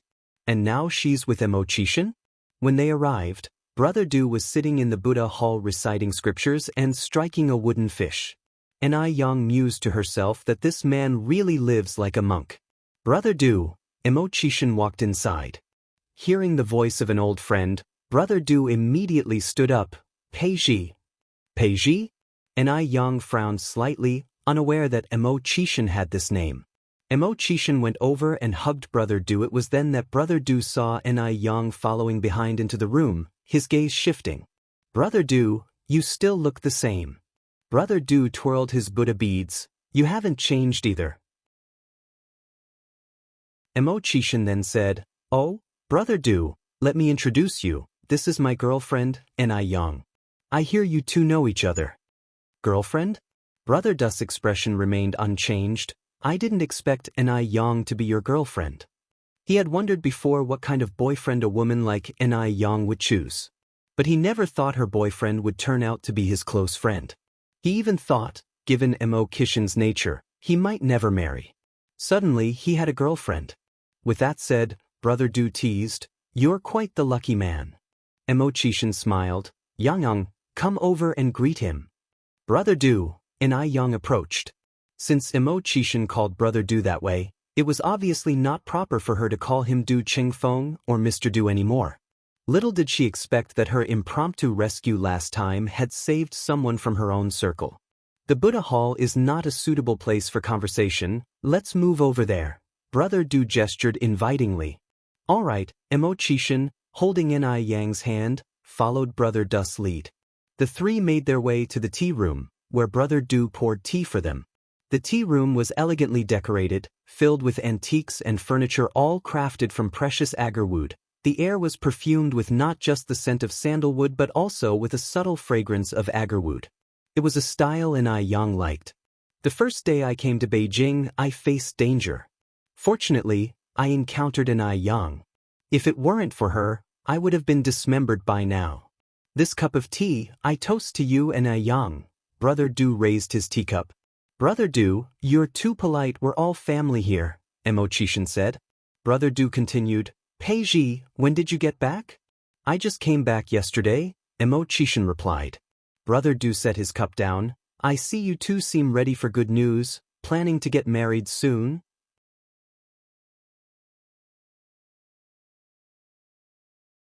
Chapter 865. Can you get first place like this? _6. Everything depends on Yang Yang. Emo Chishan sipped his tea. Du Jiaojiao understood Emo Chishan very well. Hearing this, he knew Emo Chishan had completely fallen for her. The kind that couldn't be pulled back. Enai Yang smiled and said, I haven't even taken the college entrance exam yet. Let's talk about everything after it's over. At her words, a quick flash of light passed through Emo Chishan's deep eyes. You have your exams in a month. Enai Yang continued, and that's also pending your own evaluation. Emo Chishan didn't care that Du Jiaojiao was still there, and blurted out, Chief, I haven't passed the evaluation yet? That depends on my mood. Emo Chishan, then when will you be in a good mood? Du Jiaojiao, twirling his Buddha beads, spoke in a faint tone. Peiji, Enai Yang is still young. Don't press her too hard. And don't bully her. Enai Yang nodded. Brother Du is right. Emo Chishan said with a sense of grievance. Brother Du, you think too much. How dare I bully her? It's always been her bullying me. Du Jiaojiao nodded slightly. I see that. After chatting for a while, Emo Chishan continued. After Yang Yang's college entrance exams, I might need to go out for a bit. While I'm away, it'll trouble Brother Du to take extra care of Yang Yang. Emo Chishan and Du Jiaojiao were comrades in arms. He was very clear about the kind of person Du Jiaojiao was, and he also trusted him completely. Du Jiaojiao was influential. As long as he agreed, he would surely protect Enai Yang. Of course, Du Jiaojiao nodded. On the way back, Enai Yang asked Emo Chishan, Are you really that comfortable leaving me with another man? Emo Chishan smiled and said, I've known Brother Du for almost 10 years. I understand his character well. Don't worry, he won't have any other intentions toward you. Enai Yang raised an eyebrow slightly. I heard from Sister Jiaojiao that he has 2 concubines. Ever since she met Du Jiaojiao at Demingxian, Enai Yang had seen her several times. Upon learning that Du Jiaojiao had 2 concubines, Enai Yang had labeled him, A philandering womanizer. What kind of era was it that people still took 2 concubines? Xianxia nodded. Brother Du does indeed have 2 concubines, but that's just the surface and it doesn't define Brother Du's character. It might be related to his early experiences. Du Jiaojiao, who had seen all walks of life, never believed in love or romantic affairs, devoting himself entirely to Buddhism, much like a monk. Over the years, no one had really caught Du Jiaojiao's eye. Even a fairy, in Du Jiaojiao's view, was no different from an ordinary person. To put it bluntly, Du Jiaojiao would never fall for a woman in his lifetime. Surface appearances? Xianxia asked with confusion, what do you mean? Xianxia continued. Brother Du is the powerful Du Jiaojiao known throughout the area and naturally can't show his true feelings, so, those 2 concubines at home are nothing but a facade to throw opponents off. Xianxia furrowed her brows slightly. You mean, all this is fake? Xianxia nodded. Brother Du has never been a womanizer. Xianxia was a bit shocked. So I misunderstood him. But if that's the case, those 2 widowed concubines are really quite pitiful. Xianxia nearly choked on his own saliva. His wife sure spoke bluntly. They each get what they need, Xianxia continued. Brother Du needs them to mislead others. They need Brother Du's power. Being kept in Brother Du's residence ensures not only their lives are carefree, but also that their families rise in fortune as well. Xianxia nodded slightly. That makes sense. Xianxia continued. So if you need anything, you can go directly to Brother Du. Xianxia smiled and said, I shouldn't be able to trouble him with much. I know how capable you are. Xianxia pulled her into his arms. But Brother Du doesn't have many relatives or friends here, so if you have time, you could visit him in my place. Xianxia pinched his nose. Aren't you afraid I might run off with your Brother Du? Not scared, Xianxia continued. Brother Du has suffered a lot in his early years. He has experienced all facets of life, except warmth. If you visit often, you can at least keep him company and chat. In the case of anyone else, Xianxia would not dare take such a risk, but Du Jiaojiao was different. Xianxia nodded. Okay, I understand. So it's just about offering warmth? I'm really good at that. Xianxia often visited nursing homes in her past life to bring warmth to the lonely elderly. Such tasks were a piece of cake for her. Half a month before the college entrance exam, there was a mock exam. During the last 2 subjects, Xianxia felt a bit unwell, left many questions unanswered, and left the exam room early. When the results came out, Xianxia still ranked first in her year. With a total score of 650, Xianxia scored 590. Seeing the rankings, Li Wei breathed a sigh of relief. Although Xianxia was first, she was only 5 points ahead of him. During the exam, he had a fever and wasn't feeling well, leaving some questions unanswered. If he had been in better shape.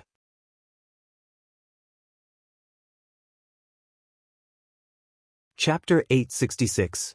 Dominance to Death, both cool and beautiful. Upon hearing this, another teacher curiously leaned over and asked, What happened?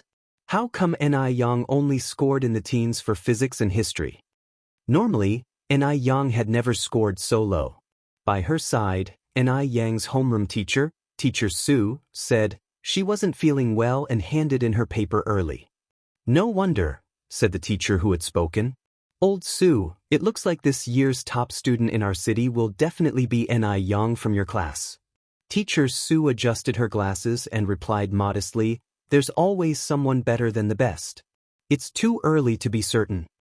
Zhang Chang felt very uncomfortable when he heard this. Xianxia was someone he had introduced to the school, and the top student was from their class. The feeling was like having won a 5 million jackpot but losing the lottery ticket. Terrible. As the exam drew closer, Xianxia seldom visited the shop these days and was thoroughly revising at home. She hadn't taken part in the 1985 college entrance examination and didn't know what it was like, but she knew there would definitely be text completion questions in Chinese. Reading comprehension, classical Chinese interpretation, and essay writing didn't scare her. It was the text completion that she dreaded the most. So she had been cramming for Chinese at home these past few days. Then, in the blink of an eye, the day of the college entrance examination arrived. July 7th. The college entrance examination is a major turning point in life, and both the Zheng family and the Shangguan family took it very seriously. Old Master Zheng, Madame Zheng, and the Dowager Madame Shangguan all wanted to personally escort Ni Yang to the examination room, but she refused them, saying that the whole family showing up would be too grand. Grandmas, Grandpa, Mom and Dad, don't worry, she said. It's just an exam. Why are you more nervous than I am?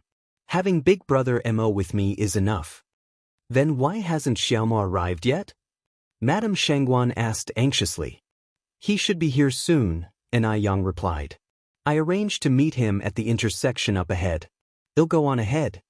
Madame Zheng grabbed Ni Yang's wrist. Yang, are you sure you don't need us to accompany you? Ni Yang smiled and said, Really I don't.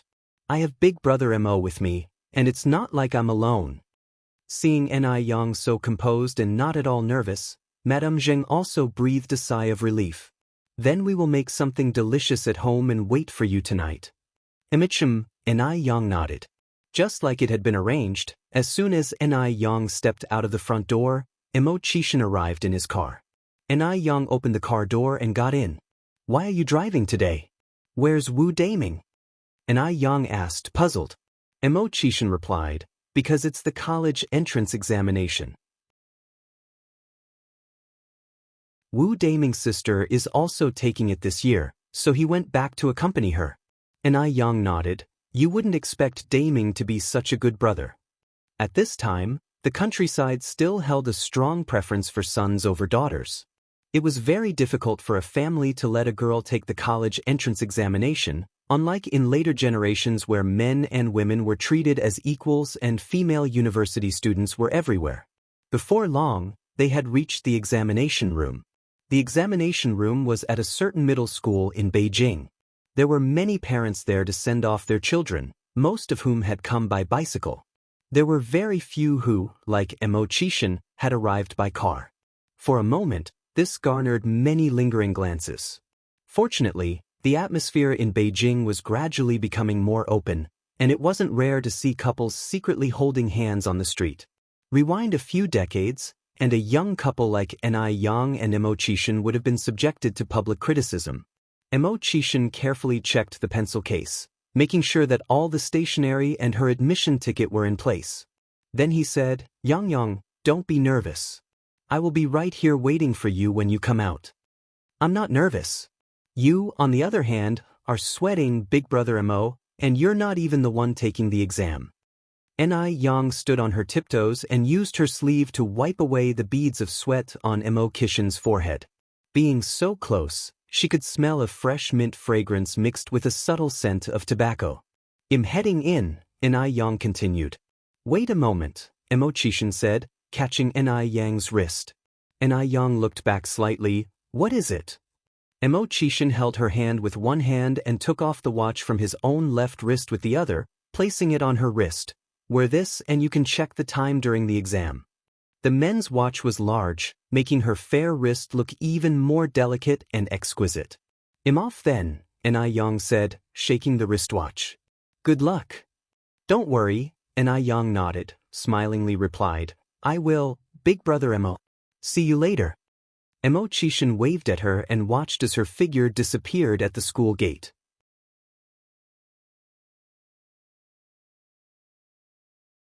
Chapter 867. Dominantly awesome, both cool and beautiful. _2. Ni Yang walked to the examination room with her things. The examination rooms of the 80s, although lacking the electronic gadgets of later generations and without the need for security checks, were still very solemn affairs. In a large classroom of 60 square meters, only 20 desks were placed, spaced generously apart. With 4 proctors on duty and rotating inspectors overseeing the room, cheating was all but impossible. Ni Yang's seat was by the window in the first group. As the exam had not yet begun, murmurs quickly spread from the surrounding. Beauties, regardless of the era, would always receive special treatment. My God, which school is she from? She's so pretty. Idiot, didn't you see the uniform? She's from Third City Middle School. Third City Middle School, Could she be the school beauty? Hearing the words school beauty, someone curiously asked, "What school beauty?" "The one from Third City Middle School. I think her name is Xianxia. Our cousin goes there too, and he said that their school beauty is really amazing. She often ranks first." "Really? But..." The whispers rose and fell, but Xianxia, as if not hearing them at all, twirled a black pen in one hand and rested her chin in the other, gazing out the window. A breeze lifted her waterfall-like black hair as a serene expression rested on her clear-cut face. The room only returned to quiet when the proctor walked in with the exam papers. "Students, quiet down now," said the proctor. "Please place your pencil cases on the desks. We're going to start checking them." In the future, students would use transparent pencil bags during national college entrance exams, but at that time, there were none, and pencil cases were standard. To prevent cheating with notes hidden inside them, teachers inspected every pencil case before the exams.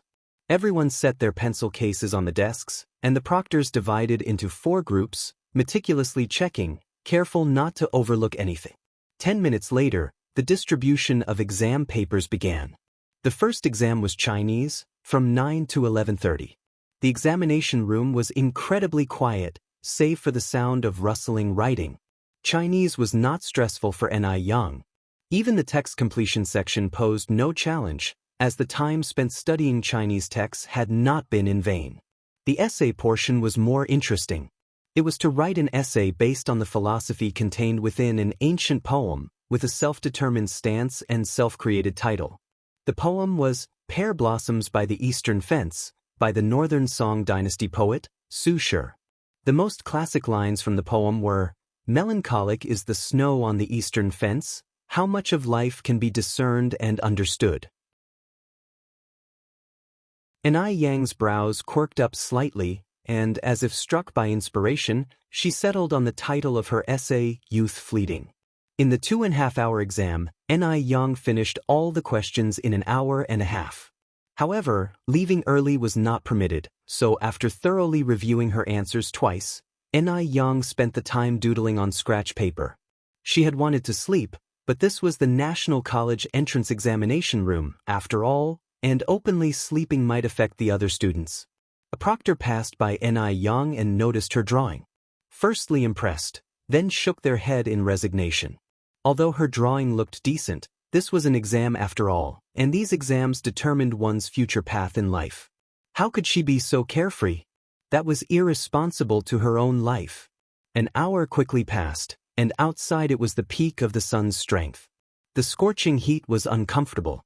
As soon as Xianxia stepped out of the door, a shadow enveloped her from above, and the burning sensation on her skin immediately lessened considerably. It was Xianxia coming over with an umbrella. "Xianxia, you must be burning up. Have an ice pop first." Xianxia replied with a smile, "It's okay, it wasn't hot in the classroom. I didn't realize it was so hot outside. Where did the ice pop come from?" "Over there," Xianxia pointed towards the roadside. At that time, ice pops were sold out of insulated boxes, and knowing today was the day of the National College Entrance Exam, the seller had timed his arrival perfectly. At the moment, the uncle was surrounded by a crowd. Xianxia turned her head and raised an eyebrow in surprise, struggling to imagine Xianxia jostling with so many people for an old-fashioned ice pop. Taking a bite of the ice pop handed to her, the coolness was refreshing and the flavor classic, loaded with memories. "Brother Emo, want a bite?" Xianxia offered the ice pop to Xianxia's lips. The two had already kissed, so sharing an ice pop was naturally not a concern, and moreover, Xianxia had bought only one ice pop precisely to share it with Xianxia.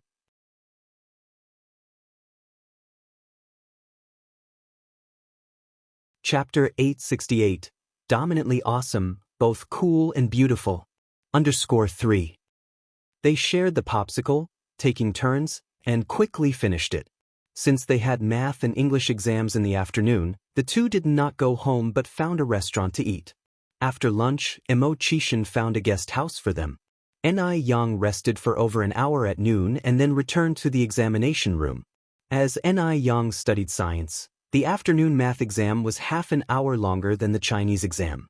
The next morning, they had exams in physics and history, and in the afternoon, chemistry and politics. The third day concluded with the biology exam in the morning. After 3 consecutive days of exams, when Xianxia walked out of the examination room on the afternoon of the third day, she felt much more relaxed. Just then, a male student hurried to catch up with her. "Excuse me, could you wait for a moment?" Xianxia looked back and saw a young boy around 17 or 18 years old, with a shy smile on his face. "Are you calling me?" Xianxia asked. "Yes." The boy nodded and introduced himself. "I am Xianxia, a student from the second city high school. We were in the same examination room. You were in the first group, I was in the second." Throughout the 3 days of exams, Xianxia had noticed Xianxia.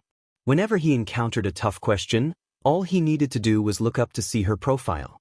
Her profile was as exquisite as a painting, more beautiful than the scenery outside the window, and it was comforting. On the first day of exams, Xianxia wanted to strike up a conversation with Xianxia but never found the courage. Today, being the last day, he knew he'd never get another chance if he didn't act now. Xianxia did not reject this friendly advance. "I'm Xianxia from the third city high school." Xianxia continued, "Is it Ni as in individual and yang as in fireworks?" "Yes," Xianxia nodded. Keeping pace with Xianxia, Xianxia asked, "Xianxia, where do you live?" Before Xianxia could answer, Xianxia added, "I live in the south part of the city. It's convenient to go anywhere from there. How about we walk home together?" Outside the school gate, Xianxia was eagerly waiting for Xianxia. When he finally spotted her, his face lit up, but then darkened rapidly when he saw Xianxia with her. Xianxia looked up at Xianxia and said, "No need, my boyfriend is waiting over there for me." "Boyfriend?" Xianxia was stunned. You have a boyfriend?" Xianxia nodded. "Yes," pointing towards Xianxia, "that's him." Following the direction of Xianxia's finger, Xianxia saw a distinguished figure holding a black umbrella, dressed in a crisply ironed suit, his handsome face and slightly upturned delicate eyes shining coldly. Despite the heat of summer, he gave off a chill. Xianxia, frightened, withdrew his gaze, feeling a sudden inferiority. Such an outstanding man, how could he compete? His unstarted first love died in its cradle, leaving Xianxia very unreconciled. "Is he really your boyfriend?" "Of course." "I need to go now," said Xianxia, and she jogged away. Xianxia watched as Xianxia ran up to Xianxia, who considerately covered her entirely with his umbrella and tenderly swept her bangs behind her ear. So, they really were boyfriend and girlfriend. Xianxia felt suffocated, a heavy, stifling feeling. The scene looked very loving to those around. In fact, Xianxia was using the opportunity to touch her hair to question Xianxia, "Xianxia, who was that just now?" His voice gradually filled with jealousy. Xianxia, with a slight dimple showing, jested, "Oh my, who's spilled their vinegar here? It's so sour." "Xianxia, do you think him too old?" Xianxia continued to inquire. There was a 10-year age difference between him and Xianxia. Before confirming their relationship, he had always been worried about this. "Not at all." Seeing Xianxia turn serious, Xianxia took his hand. "Mo, you are great, you are outstanding and handsome to boot. I wouldn't dislike you." "Really?" Xianxia asked. "Really?" Xianxia nodded. Xianxia followed up, "Who was that person just now?" Xianxia responded, "Just another student in the examination room, I don't even know his name." Xianxia had a good memory, and she would not forget Xianxia easily. She said this just to cheer her Mr. Mo up.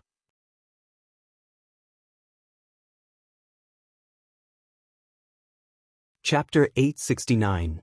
Dominantly awesome, both cool and beautiful. _4. You really don't know? Xianxia's dark expression lightened a bit. "Really, I swear." Xianxia held up 3 fingers. Xianxia continued, "Then what were you just talking to him about? You two seemed quite happy chatting." Xianxia replied, "I told him my boyfriend has arrived. Didn't you see me pointing at you just now?" With that explanation, Xianxia was completely relieved. "What shall we have for lunch?" Yang thought for a moment, then said, "Let's go to Color and Fragrance, I've been craving tiramisu." All right. This was Mo Kishin's third visit to Color and Fragrance. Color and Fragrance was a renowned restaurant in Beijing, and though it hadn't been open for long, it had revolutionized the dining scene in the city. Yang, Color and Fragrance is your business, isn't it? Mo Kishin turned to look at Yang. Yang was surprised and asked, "Mo brother, how did you know?" Mo Kishin had been particularly busy for a while, and Yang wanted to keep it low-key, so she hadn't told Mo Kishin about Color and Fragrance. But to her surprise, Mo Kishin had guessed it. His thin lips curved slightly. "I recognized your style at first glance." An old era had just ended, and at this time, the national sentiment favored Western culture. Vintage culture was seen as old-fashioned and rotting, and few would decorate a restaurant in a traditional Chinese retro style, let alone employ Hanfu costumes as a uniform for the waitstaff. "Mo brother, you're really smart," Yang offered her praises without stinginess. Of course, Mo Kishin adopted Yang's usual arrogant tone. "Otherwise, how could I be your Mo brother?" Time flew by, and before they knew it, another week had passed. After spending over a month with Yang, Mo Kishin had to get busy again. Before he left, Mo Kishin took Yang to visit Grandpa Du just like last time. Grandpa Du was sitting in the Buddha hall, chanting scriptures. Hearing the familiar sound of the wooden fish, Yang whispered, "Mo brother, is your big brother Du renouncing worldly pleasures?" Mo Kishin nodded. "It's very possible. However, big brother Du still has many things to sort out. I guess he won't become a monk anytime soon." As they were walking towards the Buddha hall, footsteps were heard from behind. "Yang." Yang looked back slightly. "Sister Jiao Jiao?" Mo Kishin nodded slightly. "Du's second sister." Du Jiao Jiao looked at them. "Yang, are you really with this guy?" "Yes, Sister Jiao Jiao." Du Jiao Jiao continued, "I thought he would never marry. This is really disappointing." Mo Kishin used to be quite ascetic. Although Grandpa Du was not intent on celibacy, passing through a myriad of flowers without a single leaf touching him, Mo Kishin was thoroughly indifferent to women, not even having a female assistant around. At one point, Du Jiao Jiao doubted if there was something wrong with Mo Kishin's health. Otherwise, at his age, in the prime of life, how could he not like women? So when Du Jiao Jiao heard that Mo Kishin and Yang were together, she thought it was a joke made by Grandpa Du, but it turned out to be true. Mo Kishin remained composed. "Du's second sister, you jest." Du Jiao Jiao said with a smile, "Our Yang is so beautiful, you can't let her down." "Don't worry, Du's second sister." Du Jiao Jiao went on, "I'm relieved with your words." While they were talking, Grandpa Du, holding Buddha beads, walked out from the Buddha hall. "Pei Ji is here." "Big brother Du," Du Jiao Jiao said, "the weather is nice today, not hot and with a breeze. A younger sister of mine came over, too. Why don't we sit in the garden?" "All right," Grandpa Du nodded. Yang and Mo Kishin were guests, and guests followed their host's lead, so naturally, they had no objections. Du Jiaojiao's good friend from Shanghai was called Fu Xiaoshuang. She was 21 this year, very pretty, petite and delicate, with finely drawn eyebrows like willow leaves and light lipstick, the epitome of a wealthy and pampered lady. Her soft-spoken manner could melt into one's bones. Fu Xiaoshuang had pursued Mo Kishin for a while, to no avail, so now she had set her sights on Grandpa Du. Although Grandpa Du already had 2 mistresses, she didn't mind. She was more confident in winning over Grandpa Du than Mo Kishin. After all, Grandpa Du was a man known for indulging in pleasures. To become the matron of the Du family was to rule over the flourishing Shanghai. Thereafter, it would be her Fu family's domain.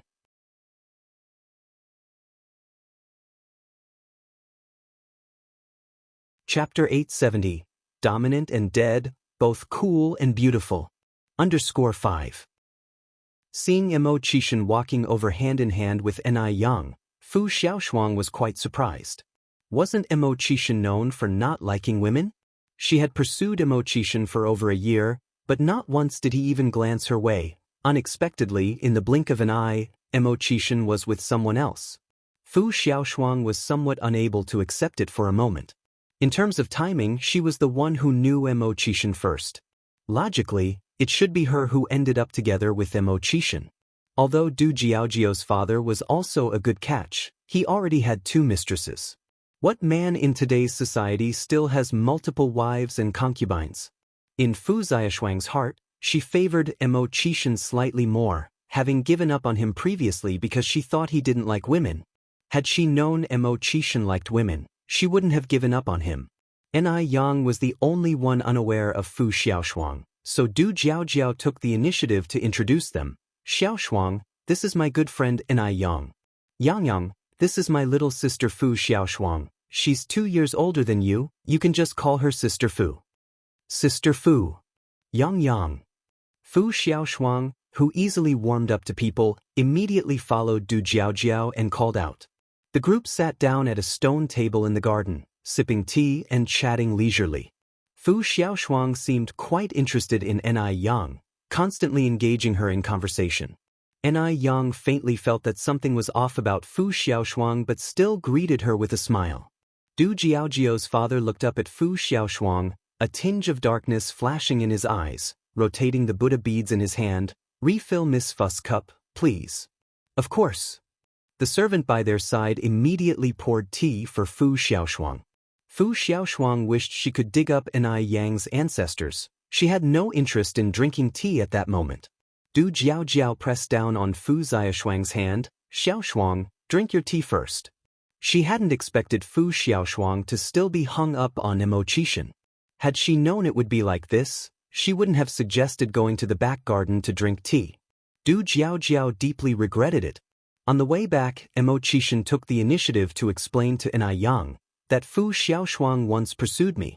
If she bothers you again in the future, just ignore her.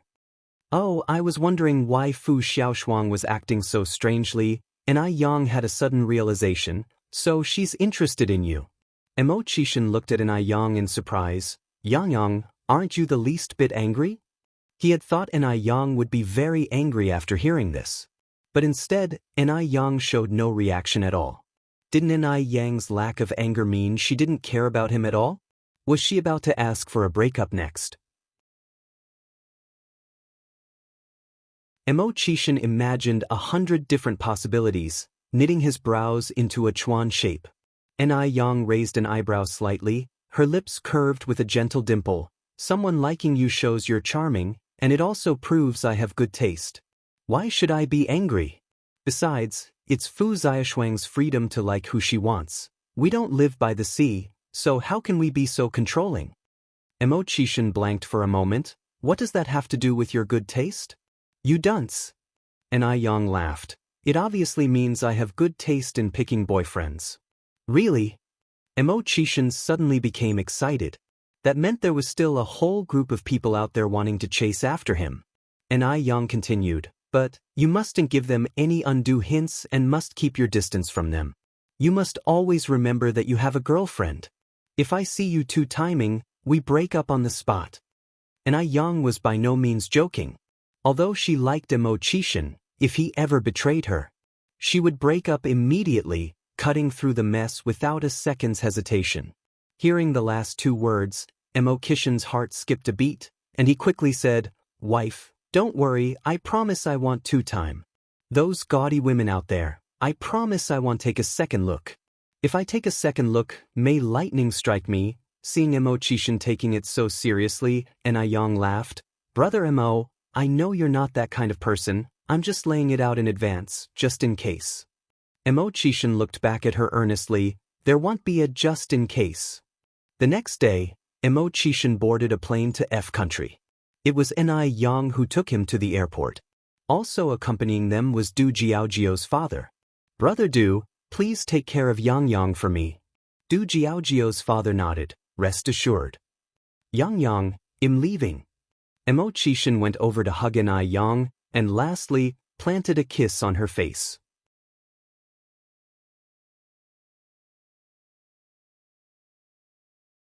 Chapter 871. Dominantly awesome, both cool and beautiful. _6. Mo Qishan held her and seemed reluctant to let go, and Ni Yang reminded him, Brother Mo, your boarding time is approaching, it will be delayed soon. Mo Chishan sighed and said in a low voice, Yang, I can't bear to leave you. Don't worry, I'll write to you, and I'll call you when I can, Yang said. In an era where communication tools were not well developed, making international calls was not easy. Writing letters was also inconvenient as it took a long time for them to arrive. Mo Chishan tightened his arms and hugged Yang firmly before finally letting go. It was only after Mo Chishan's figure disappeared at the boarding gate that Yang turned to leave. Brother Du, let's go. Okay. Du nodded and followed Yang. The weather was very hot. Today, Yang was not wearing a cheongsam but a simple white shirt and jeans. Even in such a simple outfit, she still caught everyone's eye, especially standing next to Du, who was clad in commoner's clothes. Throughout their walk, countless people turned to glance at them. Yang glanced sideways. Aren't you hot wearing so much?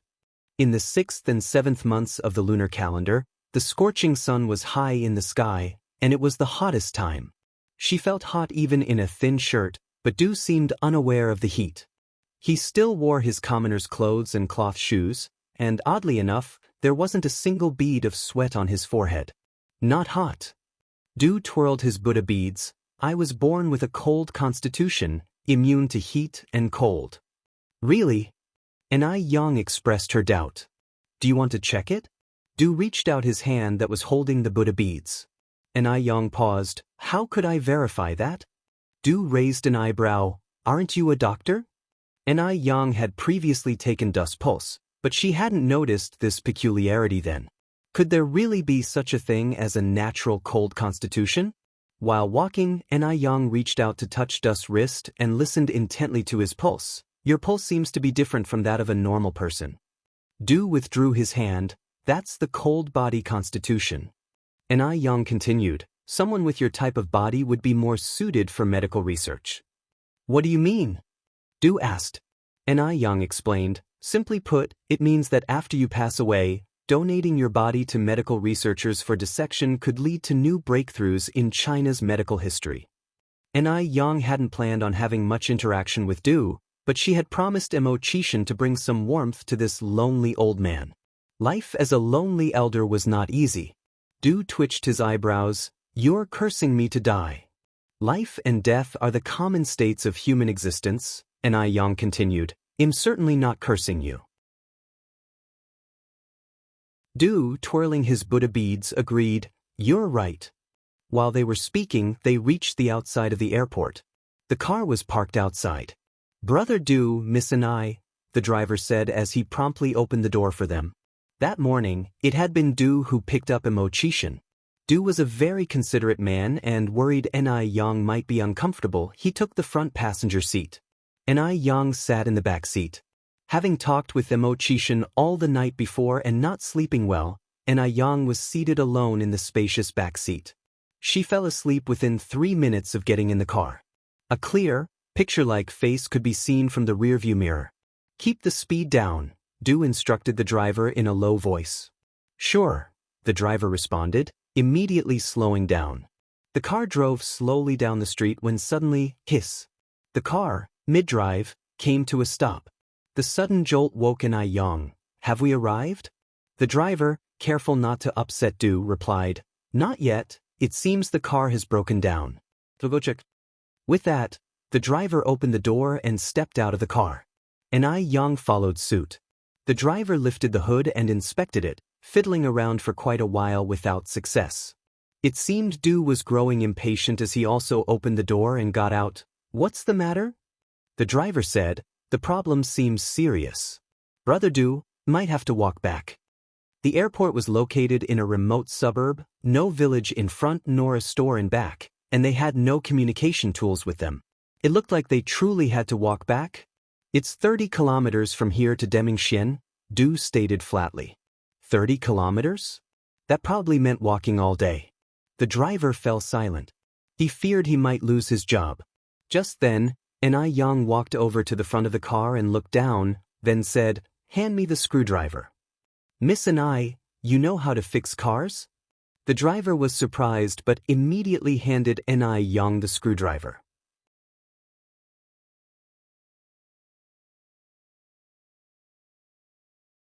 Chapter 872, Dominant and Dead, Both Cool and Beautiful. Under 7, I know a little, and Yang took the screwdriver. In this era, where would you find a woman who can repair cars? And Yang, in her past life, was never married and didn't have a boyfriend. She liked to go on road trips, and of course, you need to know a bit about car repair for that. In case the car broke down on the road, she could fix minor issues by herself. Mr. Duss's expression was indifferent. Can you fix it? Yang took the screwdriver handed over by the driver and quickly twisted off apart from the car. They'll give it a try, but don't hold out too much hope. Be prepared to walk back at any moment. Wrench, Yang spoke again. In no time, those pale white hands were smeared with black dust and gasoline. The contrast of white and black was striking and highly conspicuous. After roughly 10 minutes, Yang, with a screwdriver and wrench in hand, carefully scratched her nose and raised her long legs to close the hood of the car. That posture, it had an indescribable coolness. Cool and beautiful. The driver was stunned. How long must her legs be to manage that move?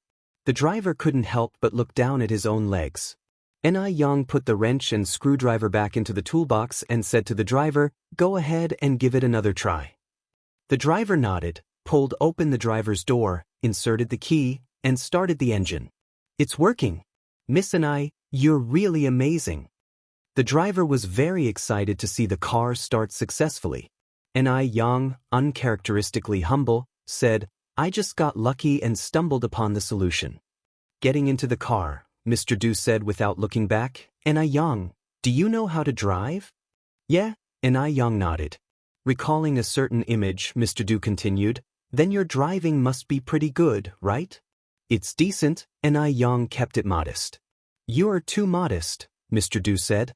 Yang agreed with a nod, "I think so too." Mr. Du. About 10 or so minutes later, they stopped in front of the Zheng family's house. Yang greeted Mr. Du and then pulled the car door open to get out. As soon as she got out, Zheng Xianjing came over from the other side. Yang. Sister Xianjing, Yang greeted with a smile, like a carefree young girl. "Who's sitting in the car?" Zheng Xianjing asked, even though she already knew. "Mr. Du," Yang answered. Zheng Xianjing continued, "There was a misunderstanding between Mr. Du and me last time. I'll go and say hello to Mr. Du." As she spoke, Zheng Xianjing had already approached the car door. "Mr. Du, do you remember me? I am Yang's sister, Zheng Xianjing." Zheng Xianjing always felt that Mr. Du must be interested in her, otherwise, he wouldn't have given her such a big gift when they first met. Drive. Mr. Du ordered the driver to go, as if he hadn't seen Zheng Xianjing at all. What Zheng Xianjing was left with was only the dust flying all around. Zheng Xianjing's features were twisted in anger. Yang feigned ignorance. "Sister Xianjing, are you okay?" Zheng Xianjing mustered a small smile. "I'm fine, Young. Didn't you promise to explain things to Mr. Du for me last time? Why does he still treat me this way when he sees me now?"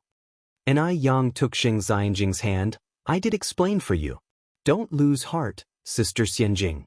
I believe that if you persevere, Mr. Du will eventually let go of his prejudices against you."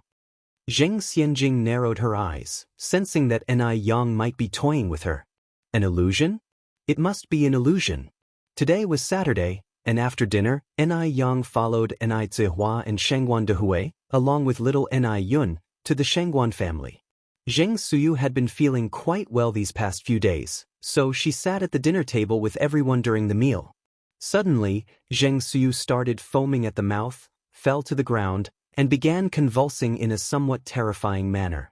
Mr. Zheng and Mrs. Zheng were startled and immediately put down their chopsticks, but they dared not touch Zheng Suyu, fearing they would cause further harm. They quickly turned to the servants. Nyoma! Nyoma! Hurry and call Dr. Jiang." Zheng Suyu's condition was very critical at the moment, and Yang immediately went over to administer first aid. Zheng Lingling said, Yang, you can't treat mental illnesses. Let's wait for Aunt Jiang to come. What if Aunt Suyu gets worse under your treatment?" Yang didn't say a word. She looked up at Aunt Hua. "Mom, can you please go get my medical kit from my room?" She never allowed the house's servants to touch her medical kit, and only Ni Zuehuan knew where it was. Okay. Ni Zuehuan nodded and immediately went upstairs to get the medical kit.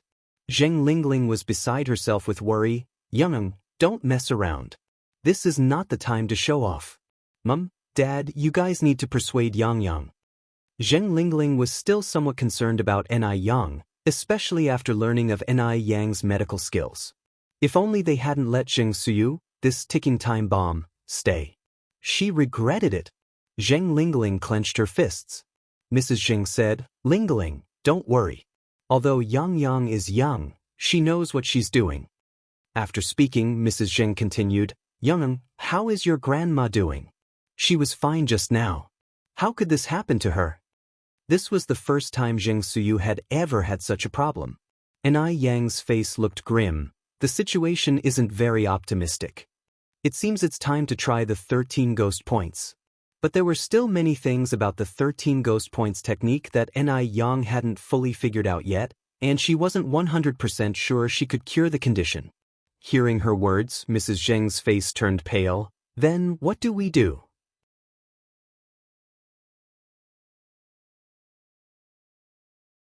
Chapter 873.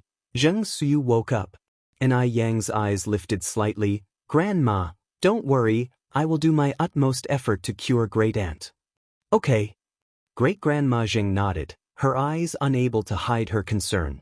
Hearing this, Zheng Lingling sighed with relief. From the meaning of Ni Yang's words, she knew that there wasn't much confidence in her ability to cure Zheng Suyu.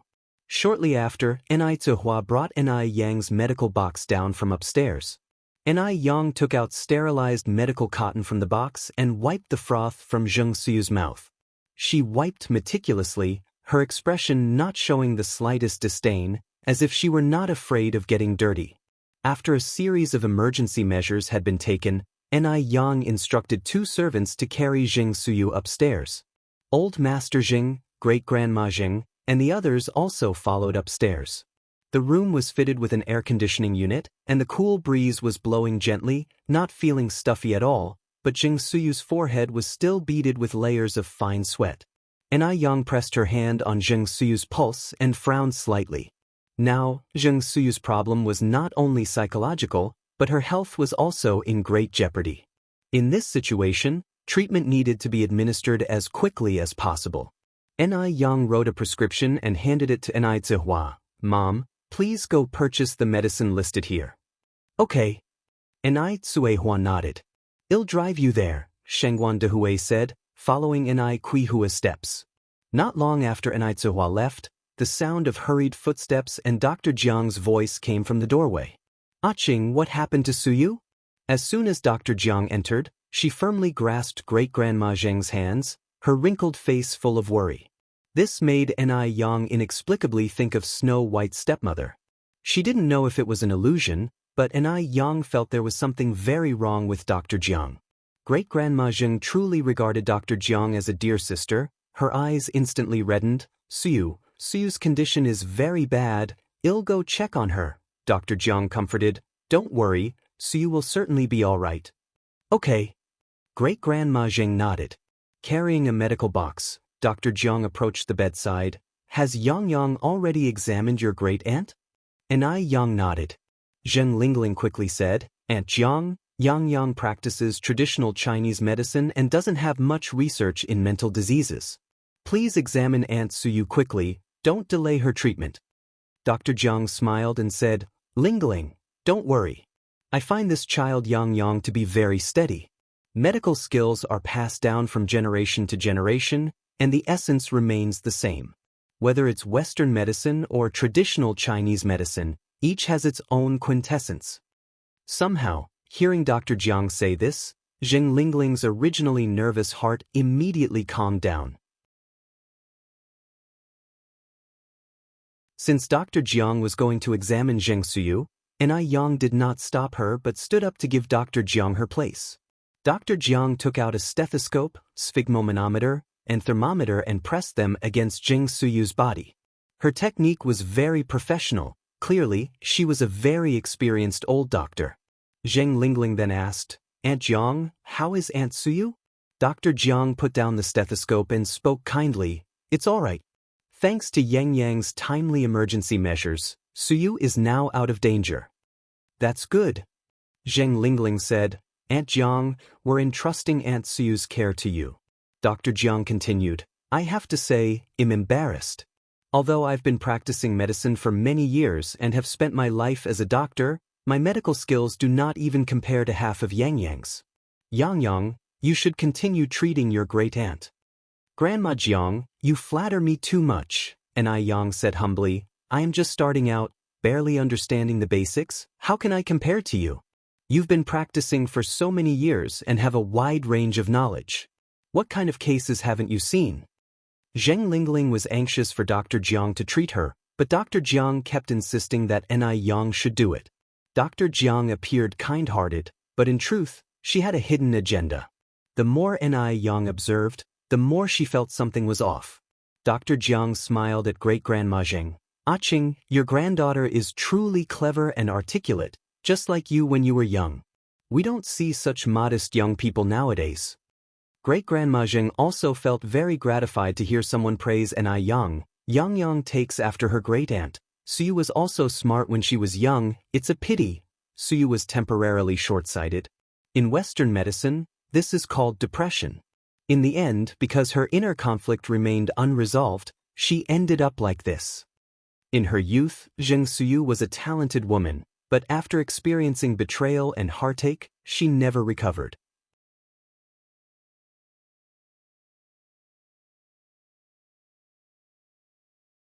Chapter 874. Zheng Suyu woke up. _2. Upon hearing this, Yang's eyebrows slightly raised. This Dr. Jiang was really no ordinary person. He even knew about depression. It seemed that he must have read quite a few books on psychiatry. Madame Zheng sighed and continued, Xiaoyan, how is Suyu doing now? How confident are you? Dr. Jiang said, I was not joking when I said my medical skills are not as good as Yang Yang's. I'm not confident I can cure Suyu's illness. Why not let Yang have a look? As he spoke, Dr. Jiang added, Qing, your granddaughter will be successful one day. You just wait and enjoy the blessings she brings. Then I'll take your auspicious words. Madame Zheng turned her head to look at Yang. Yang, since your grandma Jiang says so, why don't you take a look at your auntie-grandma? Okay, Yang nodded. Dr. Jiang maintained a smile. I wonder, Yang, how confident are you in curing your auntie-grandma? Probably only 10%, Yang answered. 10% confidence. This statement made Madame Zheng's brow twitch. Zheng Suyu was only 55 years old. Dr. Jiang looked at Yang and said, It's really the younger generation that's to be feared. In my hands, your auntie-grandma might not even have a chance for a 0.5% recovery, but in Yang Yang's hands, there's a 10% chance. Detecting the flattery in his words, Yang said, Grandma Jiang, you're being too modest. It's just that my abilities are limited, Dr. Jiang sighed. I'm old now, and my medical skills aren't what they used to be. It's the younger generation's world now. Zheng Lingling frowned slightly and said, Aunt Jiang, what are you saying? Auntie Suyu has always been under your care. If it weren't for you over these years, Auntie Suyu might have, Dr. Jiang interrupted Zheng Lingling, his tone still cheerful. Lingling, thank you for holding Aunt Jiang in such high regard. But in life, you can refuse anything except old age. In medicine, it's said that metabolism is constant. Life is the same. It's about old thoughts gradually vanishing, while new ones grow. Isn't there also that saying? The blue is made out of the indigo, but is more brilliant than it. Zheng Lingling nodded. You're right. Yang held the gold needle in her hand and looked up at Zheng Lingling, her gaze subtly sweeping over Dr. Jiang. Something was not right with Zheng Lingling, nor with Dr. Jiang. These two, in one accord, seemed very suspicious. Yet, when all their words were put together, there was no tangible problem to pinpoint. After a long time had passed, Zuihua and Shengguan Dehui returned. Madame Zheng quickly asked, Ting, have you bought the medicine? Zuihua nodded. It's already been bought, and it's being prepared in the kitchen now. After speaking, Zuihua then saw Dr. Jiang. she was taken aback at first, then greeted Dr. Jiang, Aunt Jiang. For some reason, every time she saw Dr. Jiang, Ai Zuihua felt a strange sensation inside. It was as if she had seen Dr. Jiang somewhere before. Ting Ting is back. Dr. Jiang was always very kind, no matter who she saw. Because Madame Zheng was worried about Zheng Suyu, it was Zheng Lingling who escorted Dr. Jiang out. After Zheng Lingling had left, Ai Zuihua curiously asked, "Mom, did I ever meet Aunt Jiang when I was little?" "No," Madame Zheng shook her head. "When your Aunt Jiang came from M country, you were no longer by my side." Ai Zuihua had been missing for several months when Madame Zheng's sister and brother-in-law met with their accident. Before that, Dr. Jiang had been abroad. After speaking, Madame Zheng continued, "Ting Ting, why do you ask?" Ai Zuihua replied, "Nothing much, it's just that Aunt Jiang looked so familiar, as if I've seen her somewhere before. Maybe I'm remembering it wrong." Madame Zheng nodded, "I see." Ai Yang felt something was amiss and asked, "Grandma, how did you know Grandma Jiang?" Recalling the past, Madame Zheng's face showed her years, and with a sigh, she began to recount that period of time. Upon hearing her, Ai Yang said, "So when Grandma Jiang brought back my grandaunt, we had already been missing for several months?" Madame Zheng said, "More than 3 months." "When did great-aunt and great-uncle meet with their accident?" Ai Yang continued to inquire. Madame Zheng thought for a moment and then said, "It was probably the 2nd month after your mother went missing. Back then, communication was not advanced, and neither was transportation, so by the time we received the news, your great-aunt and great-uncle's funerals had already been dealt with."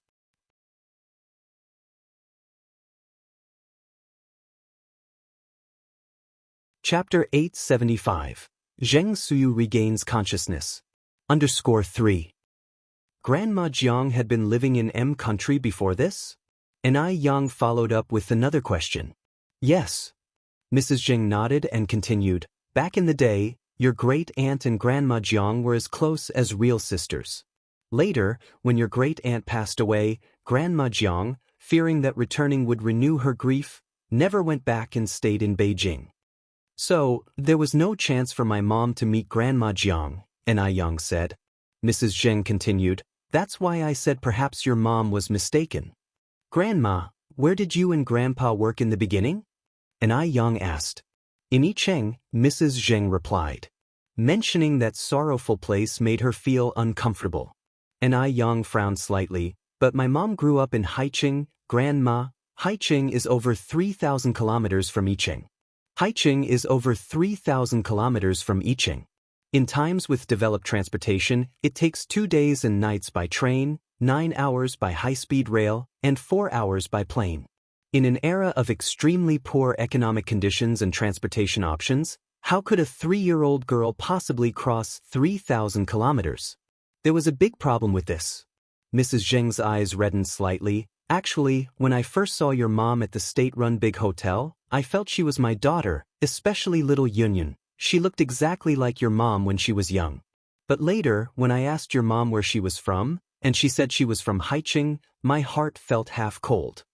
Mrs. Zheng thought the same as Ai Yang at that time. It was impossible for a 3-year-old girl to travel so far. "It wasn't until the DNA result came out that I dared to confirm that your mom was my daughter. Now that I think about it, she might have been abducted by child traffickers to Haicheng." Ai Yang shook her head. "At that time, the preference for sons over daughters was at its worst. My mom grew up in the countryside, and my maternal grandfather's family wasn't well off. They wouldn't have spent money to buy a daughter. So, the probability of child traffickers is practically zero. In China, the preference for sons over daughters only started to improve after the year 2000. Before that, nearly 2/3 of families preferred sons over daughters. There were rampant cases of abandoning baby girls, which child trafficker would waste their energy to steal a girl and then sell her to the countryside. Even traffickers would normally sell to families that were well off and unable to have children. Ai Zuihua grew up in a rural area with harsh conditions, never even attending school as a child. If you look at the issue from another angle, you would realize that someone wanted to ruin Ai Zuihua, ensuring she'd never have a chance to succeed in life. Upon hearing this, Enai said, Yang, actually when I was younger, your grandfather's family wasn't that poor. Yang frowned slightly, but in my memory, Grandpa's family was poorer than our old home, with just 2 earthen rooms that leaked whenever it rained. Enai continued, your grandfather's family had quite good conditions until I was 11. Later, he got hooked on opium, and that's when our family's fortune gradually dwindled away. Then why didn't Grandpa send you to school? Yang asked.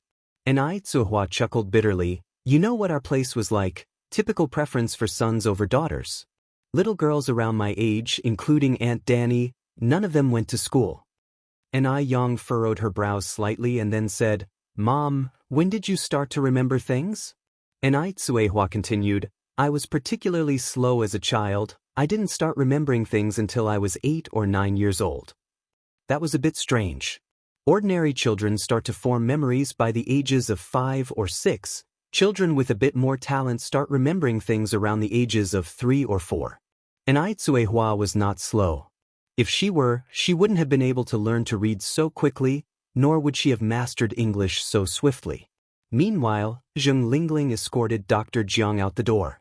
After making sure no one was around, Zheng Lingling finally spoke. Aunt Jiang, why didn't you treat Aunt Suyu just now? Not feeling reassured about Enai? Dr. Jiang looked up at Zheng Lingling. Yes. Zheng Lingling nodded her head. Dr. Jiang kept a smile on her face while her ears stayed alert to the sounds around her. Enai has excellent medical skills, so don't worry. How can you ask me not to worry? Zheng Lingling was anxious. You know very well.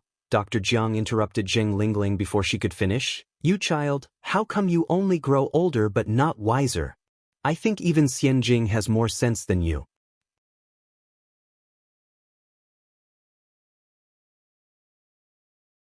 Chapter 876. Zheng Suyu regains consciousness.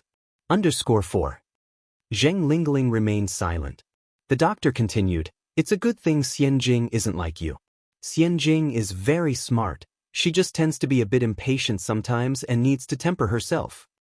After saying this, the doctor added, although your mother didn't say anything, I can tell that she has become guarded against me. If I get involved in Suyu's matters, what will happen? Well, you should be very aware of that without me saying anything. The doctor was a clever person, and she could tell Enai was also clever.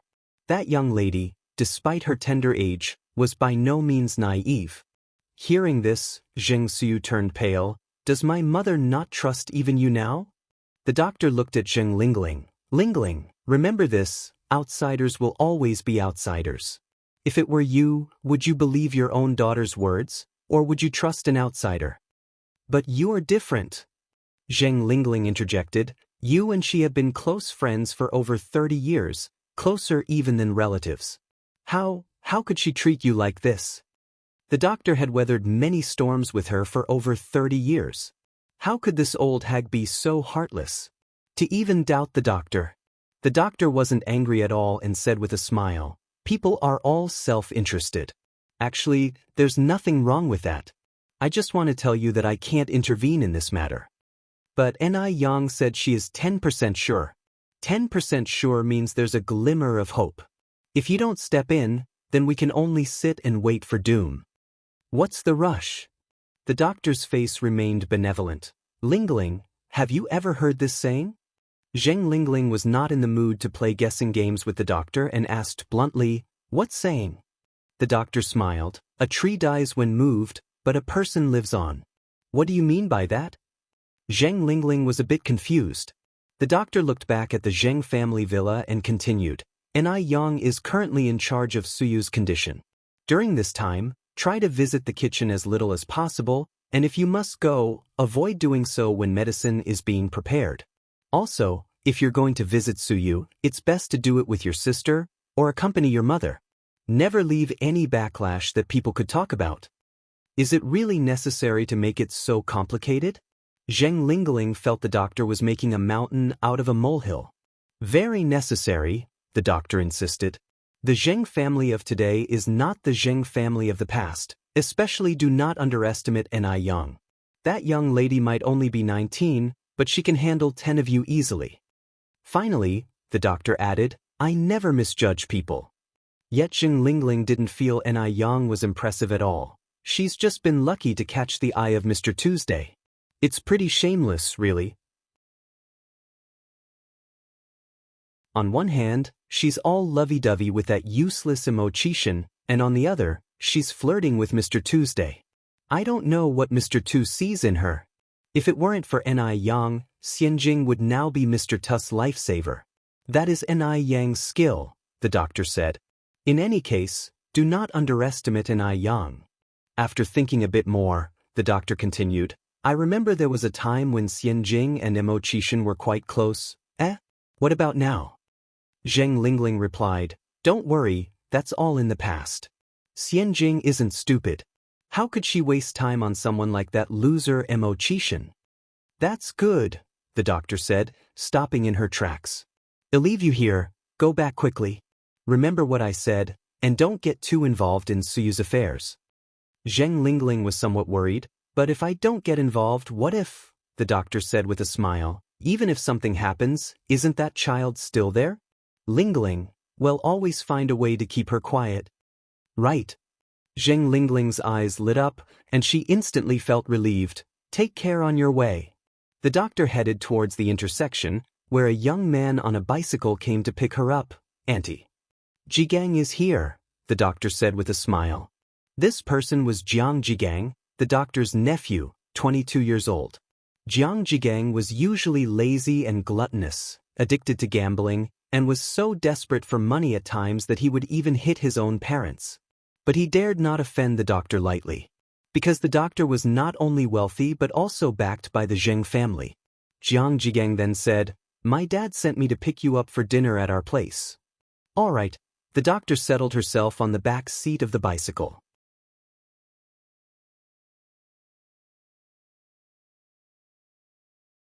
Chapter 877. Zheng Suyu regains consciousness. _5. Because Zheng Suyu's condition was very bad. So, the next day, Ni Yang began to prepare to use the Ghost Gate 13 needles. Ghost Gate 13 needles involved not only medical problems but also metaphysical issues. Ni Yang had looked up quite a bit of material during this time and found that many people had suffered the backlash of the Ghost Gate 13 needles. Only people blessed with continuous fortune could perform the needling. After her resurrection, Ni Yang had once saved 2 people's lives. Before her resurrection, she was also charitable, having supported many orphanages and impoverished regions, using her medical skills to treat many people. She should be considered a person with blessings. Ni Yang prepared all the tools and then said to the elders Zheng at her side, Grandpa, Grandma, I am going to perform acupuncture on Great Aunt now. Please leave for a while, and during this time, don't let anyone in. The Ghost Gate 13 needles were most taboo against disturbances from outsiders. Elder Zheng nodded his head. Okay, you do the acupuncture with peace of mind. Your grandma and I will stand guard outside the door, and we won't let anyone come in. It's hard on you and Grandma. It's what we should do. As long as his sister Zheng Suyu could get better, Elder Zheng was willing to do anything. Elder Zheng left with Elder Mrs. Zheng, and in the blink of an eye, only Ni Yang and Zheng Suyu, who was lying in bed, were left in the room. Ni Yang first took out her self-made ointment. The ointment was light yellow, not smelling of medicine but rather of a faint fragrance of flowers. This was an ointment Ni Yang had made from gathering various flowers, along with Solomon's seal and fleeceflower root, specially for Zheng Suyu's illness. According to ancient texts, using this ointment while performing the Ghost Gate 13 needles would produce twice the effect with half the effort. Ni Yang dabbed a bit of ointment with her finger and then slowly twirled it onto the tip of the needle. A total of 13 gold needles. They corresponded to Renzhong Acupoint, Shaoshang Acupoint, Yinbai Acupoint, Daling Acupoint, Shunmai Acupoint, Fengfu Acupoint, Jiacha Acupoint, Chengjiang Acupoint, Laogong Acupoint, Shangxing Acupoint, and Huiyin Acupoint. Under normal circumstances, only one needle could be used per day, but Zheng Suyu's condition was very bad right now, so Ni Yang had to take the risk of completing all 13 needles in one day. The ancient texts recorded, for illnesses caused by 100 demons running wild, there are 13 acupoints that must be known, Always start with Ghost Palace, then proceed with Ghost Trust, and all will answer. First needle Rinzhong, second Xiaosheng. This first needle required extreme caution upon caution. Moreover, the layout of the Ghost Gate 13 needles was different from ordinary acupuncture. The method for the first needle was diagonally insert the needle from the bottom up, 3 to 5 fin deep. If it exceeded 5 centimeters, the accuracy of the subsequent 12 needles would be for naught, even if they were precisely placed. Yang sat in front of the window, slowly angled the gold needle into the Rinzhong acupoint, gently twirling it. The next second, she suddenly let go. The depth of the needle was exactly 5 centimeters. Yang immediately picked up the second gold needle. Then the third needle, the fourth needle. Minutes and seconds passed. The cool breeze wafted through the room, yet beads of sweat still appeared on Yang's forehead. No wonder the ancient texts said that the Ghost Gate 13 needles were extremely sinister, where only one needle could be used per day, and at most not more than 3 needles. Yang had only inserted 6 needles and already felt that her physical strength was almost at its limit. Yang steadied her spirit, then picked up the 7th needle. The 7th needle was Xianxia acupoint. The needling method was to pierce directly from outside to inside to a depth of 1.5 centimeters. 1.5 centimeters was a bit difficult to judge by the naked eye, especially under Yang's current state of fatigue. Yang squinted her eyes, swiftly and accurately inserted the needle into the Xianxia acupoint. Exactly 1.5 centimeters, not a fraction more or less. For the following 6 needles, Yang did not encounter any problems. During this time, Zheng Lingling came once, saw the door tightly closed, and seeing Elder Zheng and Elder Mrs. Zheng guarding the door with grave faces, she asked, "Dad, Mom, what's going on?" Elder Zheng was not in the mood to talk, his brow deeply furrowed. Elder Mrs. Zheng concisely explained the situation. Zheng Lingling felt panicked inside, wondering if Zheng Suyu was really going to wake up. This couldn't be. She had to get ready. I was originally planning to come and see Aunt Suyu, but since Yang is performing acupuncture on her inside right now, I won't disturb them. With that, Zheng Lingling turned and walked downstairs. After descending the stairs, she secretly called Dr. Jiang. Approximately 3 hours later, the room door opened. A large beam of sunlight shone in from outside the door, dispelling the gloom inside the room and lighting Yang's pale face almost to transparency.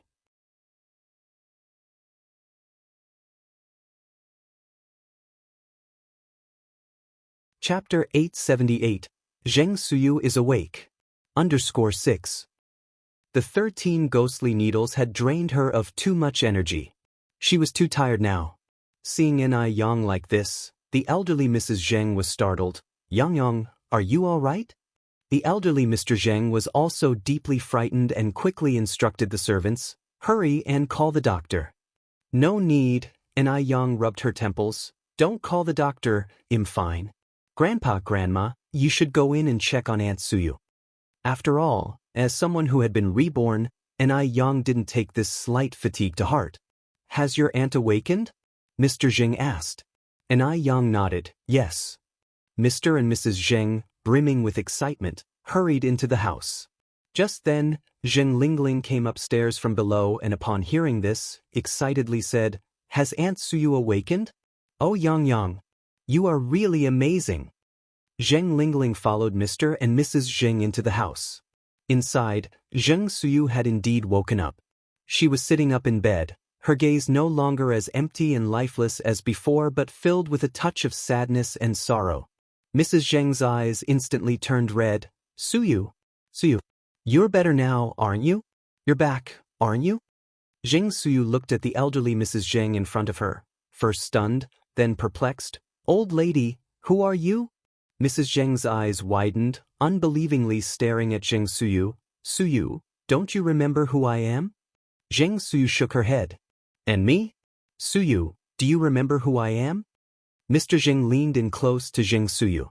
Zheng Suyu stared intently at Mr. Zheng, surprised. "Brother! You're my brother! Brother! How did you become like this?" In her memory, Her brother was very handsome. Even in middle age, he was still vibrant. The elderly man in front of her, bent over, his face full of wrinkles, his hair completely white, was vastly different from the brother in her memory. Suyu. Mr. Zheng could no longer restrain himself and embraced Zheng Suyu. Brother, what happened to you? Are you sick? For a moment, Mr. Zheng released Zheng Suyu, his eyes red as he looked at An Yang. What happened to your aunt? An Yang continued. During the acupuncture, there was a rejection reaction, causing Aunt Suyu to lose her memories of the past 30 years. So, the way she remembers you is still from 30 years ago. Zheng Suyu seemed confused by An Yang's words. Brother, who is she? Suyu, this is Tingting's daughter, called Yang, Mr. Zheng said. Tingting. Zheng Suyu thought for a moment. Wasn't Tingting lost? Has she been found again? Seeing his sister truly recover, Mr. Zheng was overwhelmed with emotion, tears streaming down his face. We found her, Suyu. We have already found Tingting. Zheng Suyu had just woken up, and everything felt cloudy and unclear. Her past was all very vague. Like a dream. Zheng Lingling got closer and said to Zheng Suyu, Aunt Suyu, do you remember me? I'm Lingling. I have a daughter named Xianxia. When she was little, you used to hold her often. Lingling? Lingling. This voice sounded like an incantation, and the scene in front of her began to merge with a scene in her mind. Zheng Suyu's pupils constricted. Suyu, you finally woke up. Do you remember me? I am Jiang Yan. The doctor entered from outside. Zheng Lingling, Jiang Yan. Tears welled up in Zheng Suyu's eyes in that instant. She remembered. She remembered everything. At that moment, Dr. Jiang hugged Zheng Suyu tightly and choked out, Suyu, you finally woke up? Finally woke up? That's wonderful. I knew Yang would definitely find a way to cure you. Zheng Suyu's entire body trembled as if she had fallen into an ice cellar. Just as Zheng Suyu was about to push Dr. Jiang away, Dr. Jiang held her tightly, his gaze gradually turning cold, and in a very low voice said, Do you remember that poor child? Poor child? What child? An Yang subtly moved her ear and clearly caught this phrase. She knew something was not right with Dr. Jiang. It seemed that the matter would have to start with this child. She must not spook anyone for now. An Yang narrowed her eyes, a sharp gleam reflecting in them. Normally, such a quiet voice would be inaudible to ordinary people, but An Yang was no ordinary person. Ever since her rebirth and saving lives, her senses had been several times more acute than those of an average person. After hearing this, Zheng Suyu's tightly clenched fist gradually relaxed, her blood seemed to flow backward, she bit her teeth tightly, almost unable to control herself, and muttered with her head down, I don't remember, I've forgotten you. Dr. Jiang's eyes reddened. How can you just forget like that? Suyu, I am Jiang Yan, you used to call me Xiaoyan, I don't remember. Zheng Suyu pulled the blanket around her and shrank back.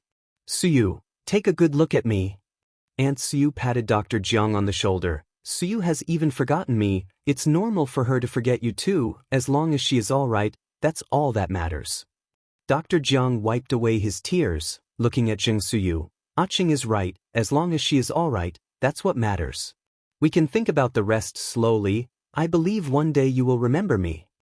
Next, Aunt Suyu introduced An Yang and Zheng Lingling to Zheng Suyu and mentioned the events that had happened over the years in the Zheng family. Suyu, Tingting and her husband Dehui have gone to her husband's family. I have already sent someone to notify them, they will come back tonight. Zheng Suyu nodded. I would like to rest now, you all should leave. Dr. Jiang said with concern, Suyu, then rest well, I will come see you tomorrow. Aunt Suyu sighed, somewhat worriedly said, Suyu, then we will leave first, but if you need anything or remember anything, make sure to call us. Zheng Suyu said nothing more, lay down, and covered her head with the blanket.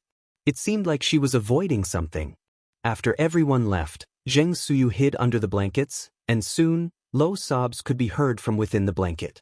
Constrained and oppressive. Downstairs, Dr. Jiang greeted Aunt Suyu with a smile. Aching, I always said your granddaughter is smart. I treated Suyu for so many years without results. But as soon as Yang Yang stepped in, Suyu woke up. Aunt Suyu too smiled broadly, her daughter was found, and Jing Suyu had awoken. She had no regrets left in this life.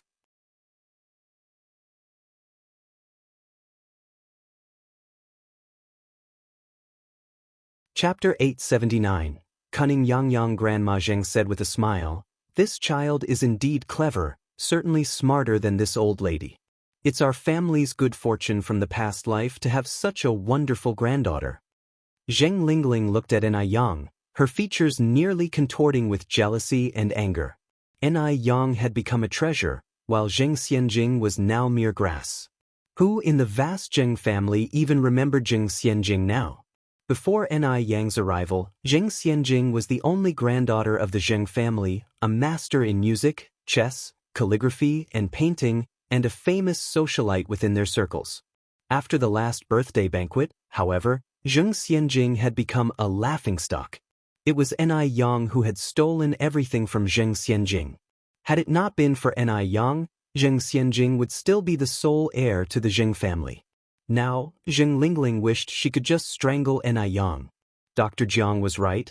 The most difficult person to deal with in the Zheng family was Enai Yang. Enai Yang, seeming young, actually had a high level of cunning, more difficult to deal with than 100 Enai Quihuas.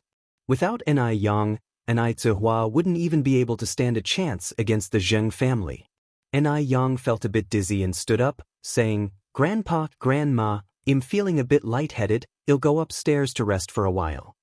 Old Master Zheng hurriedly stood up, saying, "Of course, go ahead, and we'll call you when it's time to eat."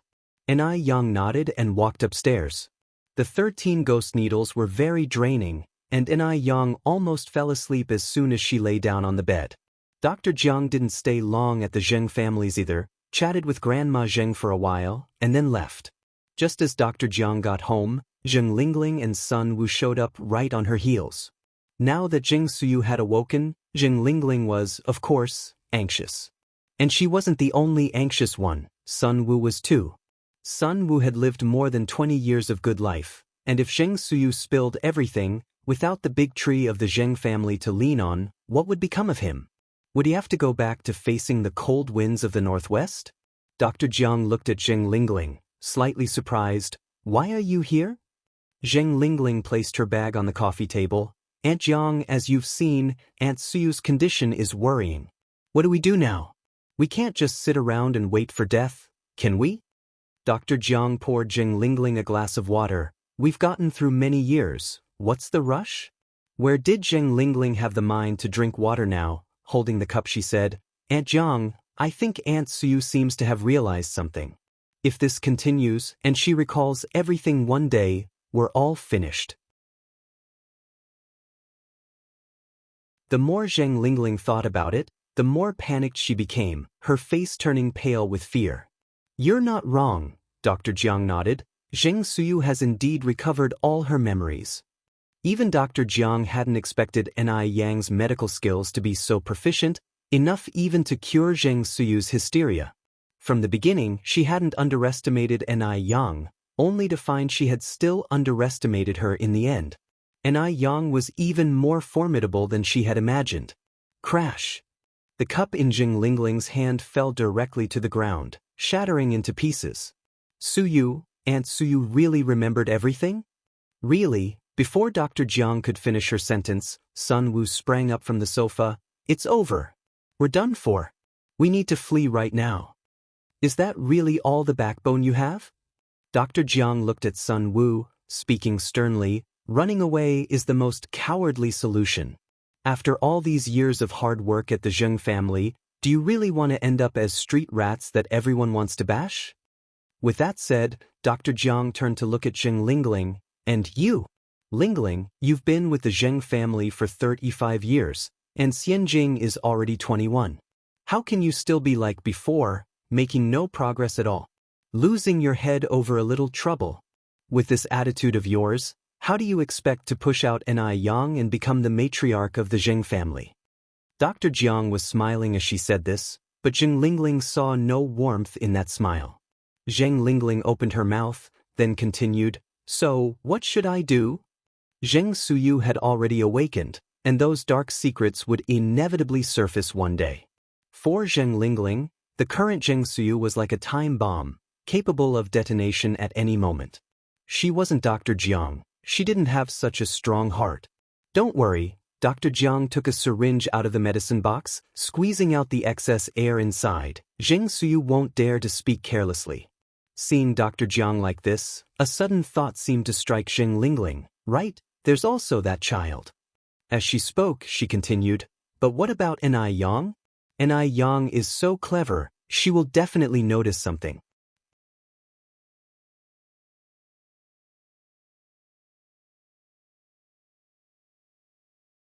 Chapter 880, Cunning Yang _.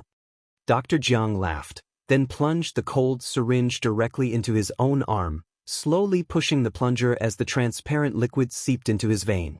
Then let's make her the second Zheng Suyu. The second Zheng Suyu? Sun Wu's eyes lit up. That's a good idea. It saves me from having to look at their family of 4, which I find so unpleasant. Before Shangguan Dehui arrived, Sun Wu was the only son-in-law of Master Zheng and Madame Zheng. Now, with Shangguan Dehui around, who was capable and ambitious, Sun Wu distinctly felt a change in Master Shangguan and Madame Shangguan's attitude towards him. Zheng Lingling frowned. It's easier said than done. Ni Yang is not Zheng Suyu, someone we can easily manipulate.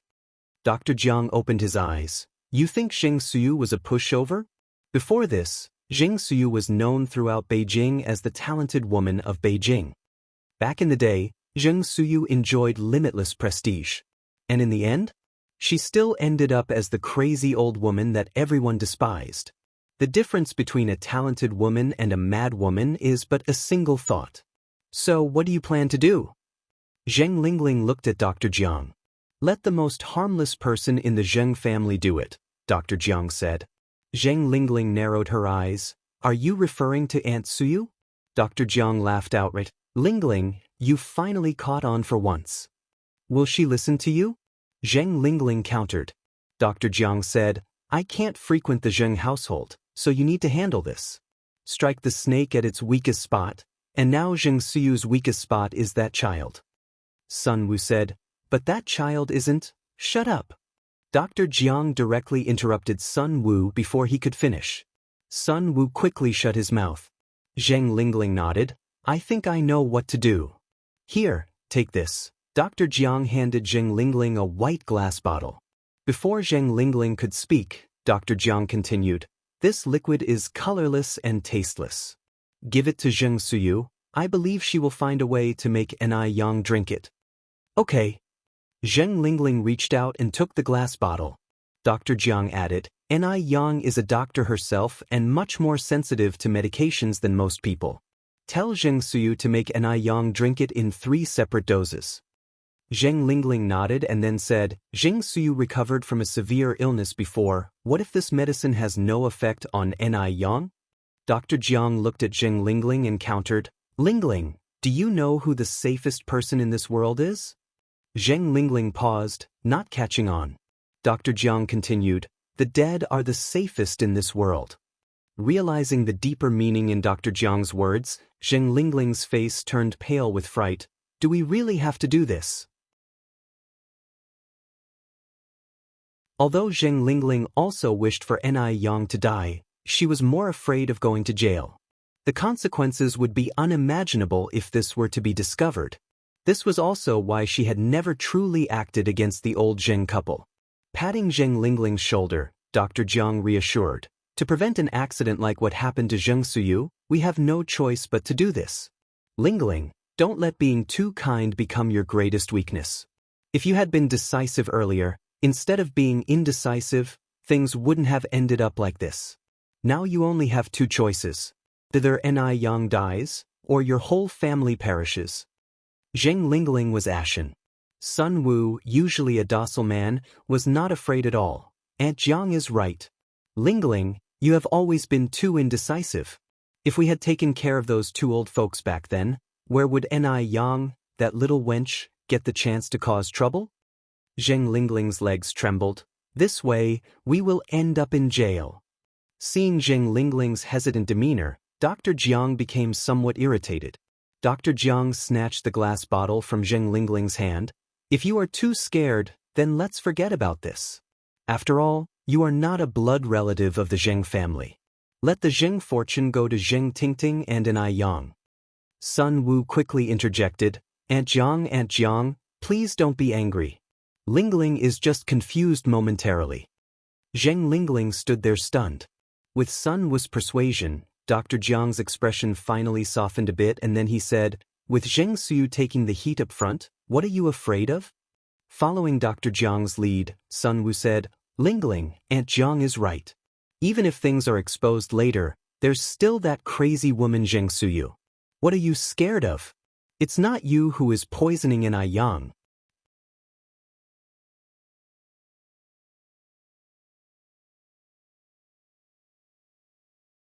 Chapter 881, Cunning Yang _3. If, just if, there are no ifs. Dr. Jiang impatiently interrupted Zheng Lingling's words. Lingling, do you think you'll be safe if you don't do this? Have you forgotten what you've done before? If an Yang finds out about those things, wouldn't even one of them be enough to put you behind bars? Zheng Lingling was stunned again.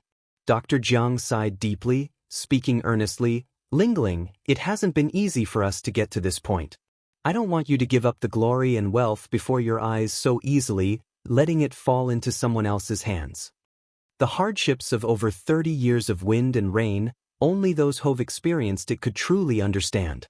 Sun Wu quickly said, even for Xianxia's sake, we have to fight. Xianxia is used to living as a wealthy lady, going from luxury to frugality is hard.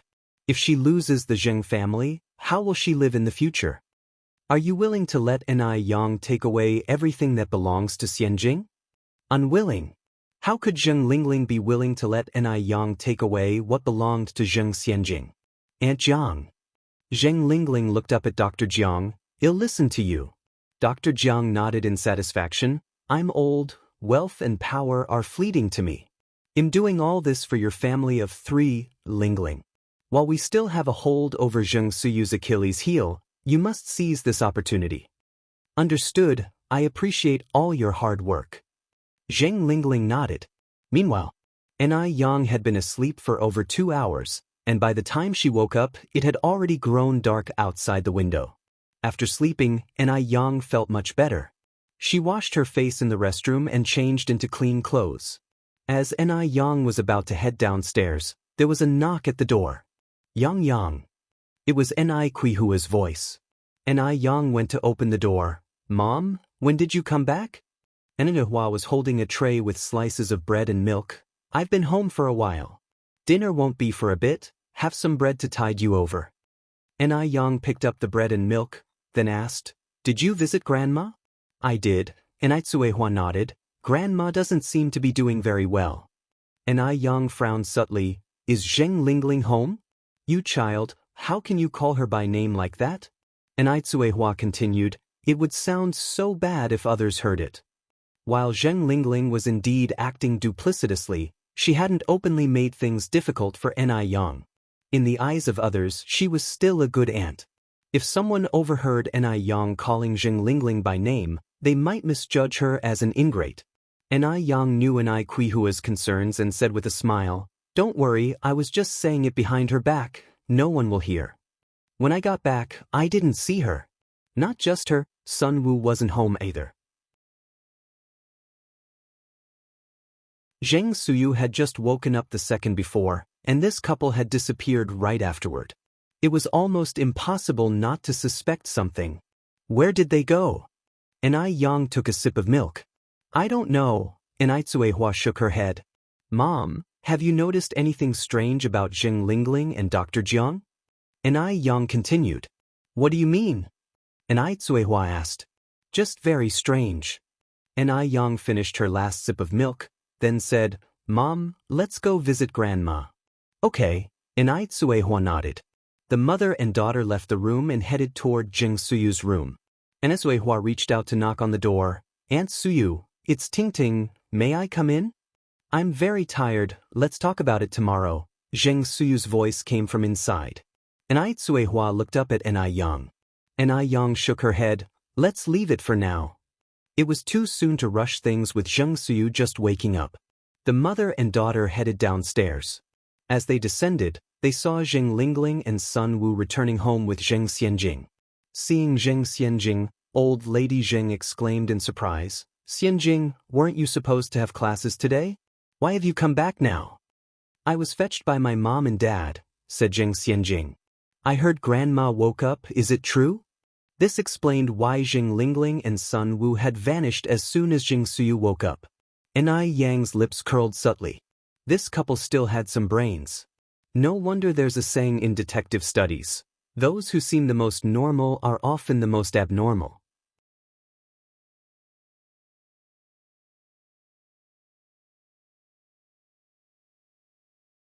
Chapter 882, Cunning Yang_4. From an outsider's perspective, this family of three had nothing remarkable about them. The husband was honest and unassuming, almost without presence. The wife was adept in socializing and took great care of the elderly. Their daughter was bright and generous, an outstanding student at a well-known university. What could possibly be wrong with such a family? Mrs. Zheng nodded and said with a smile, "It's true." Xianjing said excitedly, "That's wonderful. I'm going to go up and see Great-Aunt right now." Having said that, Xianjing rushed upstairs without delay. Not long after, Xianjing came back downcast. Great-Aunt said she's very tired and wants to rest some more. Mrs. Zheng smiled and said, "As long as you have this filial heart, it will be the same if you visit your Great-Aunt tomorrow." Xianjing nodded. At mealtime, Suyu didn't come down. Mrs. Zheng instructed a servant to take the food up to Suyu. Enai Yang stood up and said, "I'll go." With that, she took the platter from the servant's hand and headed upstairs. Upon reaching Suyu's door, Enai Yang knocked. After a while, Suyu's voice came from inside. "Who is it?" Enai Yang said, "Great, I've brought you something to eat. I'm coming in." Enai Yang turned the doorknob and entered. Suyu wasn't lying in bed but was sitting at the dressing table. Reflected in the vanity mirror was a face worn with the marks of time. "Great, it's time to eat." Enai Yang set the dishes on the table. "Grandma says these are all your old favorites. Please come and see if they suit your taste." Suyu turned and walked over. "You're Tingting's child, Yang Yang?" "Emchim." Enai Yang nodded. "Yes, it's me." Suyu smiled, her eyes inscrutable with either sorrow or joy. "When I was still lucid, Tingting was just a child. In the blink of an eye, her child is all grown up. It's like a dream." Enai Yang spoke softly. "Malarial vapors rise like fire, and time speeds like a carriage. Decades pass in a flash, and seen from another perspective, life is but a dream." Suyu gave her an astonished look. "Yang, I heard it was you who cured me." Enai Yang didn't deny it but simply nodded. "Thank you," Suyu said, then added, "Have a seat yourself." Enai Yang sat down on the stool. "Great-Aunt, there have been many changes outside over the years. How about I take you out for a walk tomorrow?" Suyu shook her head. "No need." "Are you avoiding something?" Enai Yang asked bluntly. Suyu's hand holding the chopsticks paused. "After raving mad for so many years, what could I possibly be avoiding? I just don't want to go out, that's all." "Like that child," Enai Yang said in a measured tone. Suyu abruptly put down her chopsticks, her eyes reddening as she said, "What are you talking about?" Enai Yang looked at Suyu. "Great-Aunt, rest assured, I'm not colluding with Dr. Jiang. I'm here to help you." "Please tell me, what exactly happened 30 years ago?" From the current situation, it was clear that Suyu was the only one who knew the truth.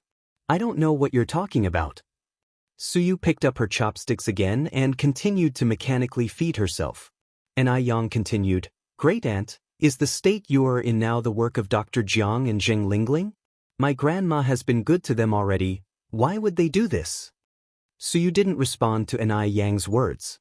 "If you don't answer, I will take it as your agreement," Enai Yang pressed on. "Who is that child?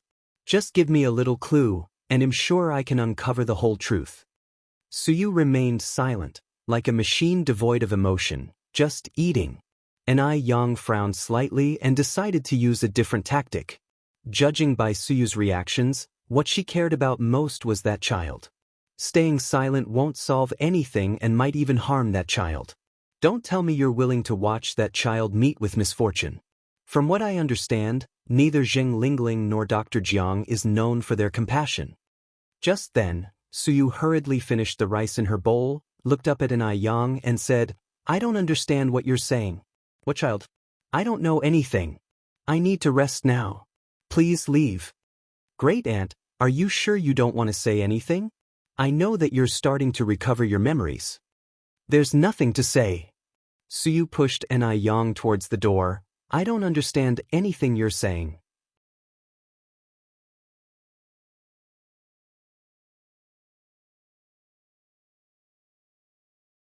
Chapter 883, Cunning Yang_5. You're gambling with that child's life.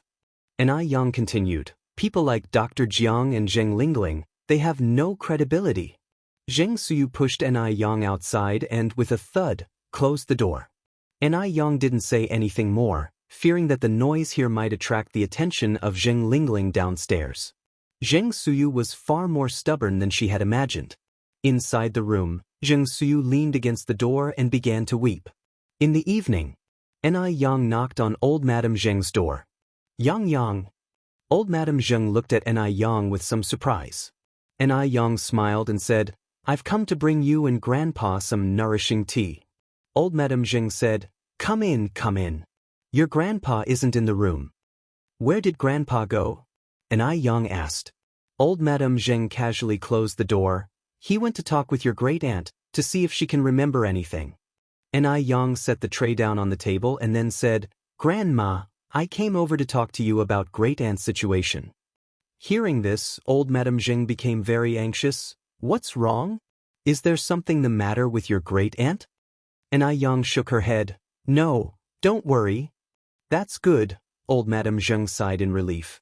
The granddaughter and grandmother sat down on the sofa. Old Madame Zheng took a sip of the nourishing tea and smiled. This tea is good, very refreshing and without a medicinal taste, which I hate the most in teas. Upon finishing, old Madame Zheng continued, Yang, you just mentioned something about your great-aunt? Anai Yang followed up, Great-aunt has regained her memory. Old Madame Zheng straightened up in shock. Really? Anai Yang nodded. She's just afraid to admit it. Old Madame Zheng found this somewhat confusing. Why wouldn't she admit it? Because there's someone in the family threatening her, Anai Yang said. Old Madame Zheng frowned slightly. Someone in the family threatening her? Who would threaten your great-aunt? Anai Yang didn't hide it and directly said, I suspect it has to do with Dr. Jiang and Auntie. Dr. Jiang? Zheng Lingling? Old Madame Zheng was stunned for a moment. These two people, one had been her close friend for over 30 years, and the other was the daughter she had raised for over 30 years. Yang, how can you say that?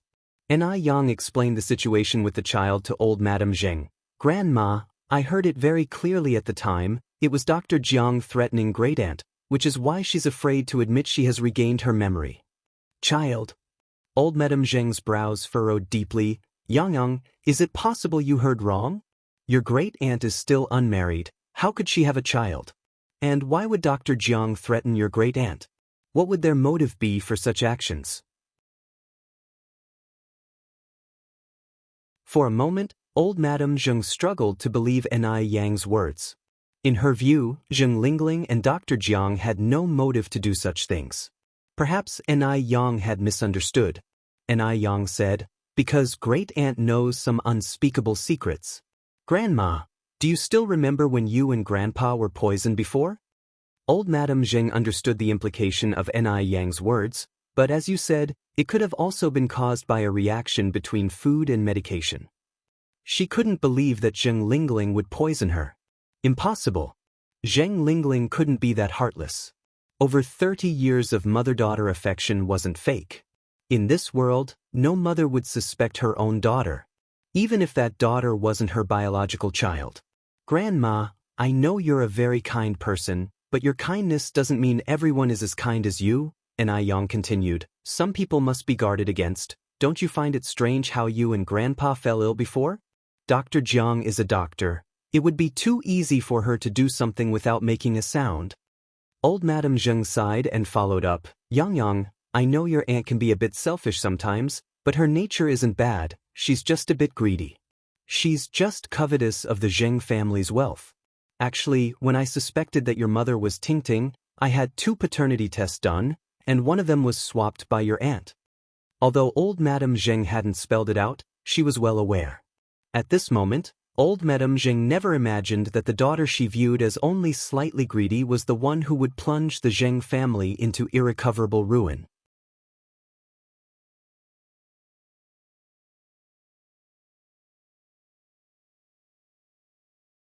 Chapter 884, Cunning Yang_6. People die for money, birds die for food. Your aunt feared the Zheng family's estate would all be taken by your mother. I understood this, so I prepared my will early, splitting the Zheng family's estate evenly between your aunt and your mom. Though your aunt is not my biological child, I have never treated her differently. And Yang looked up at Grandma Zheng. Grandma, you are a good mother, but she might not be a good daughter. With that, Yang continued, I even suspect that Aunt Suyu's hysteria might be related to them as well. Having said this much, Yang didn't want to keep hiding things from Grandma Zheng. Lest when the truth emerged, Grandma Zheng couldn't accept the reality. That won't be the case. Grandma Zheng shook her head. Yang, you're not a detective, you must be mistaken. Grandma, how about we make a bet? Yang proposed. A bet on what? Grandma Zheng asked. On whether Dr. Jiang and Aunt Suyu are the masterminds behind this. Yang said every word very seriously. Grandma Zheng smiled. Yang, you're really overthinking. I can vouch for my integrity that Dr. Jiang and your aunt aren't those kinds of people. Yang slightly curled her lips. Grandma, the day when everything becomes clear hasn't come yet, it's too early to say that now. Grandma Zheng looked at Yang. Yang, do you know how many years I've known Dr. Jiang? 35 years. Ever since she came back to Beijing across the Pacific Ocean with your aunt, I knew Dr. Jiang is a good person. And your aunt, I raised her myself. I know very well what kind of person she is. She could never do something so utterly heartless. For a full 35 years, Grandma Zheng couldn't believe that human nature could be so malicious. Nor could she believe that she had 2 wolves in sheep's clothing by her side.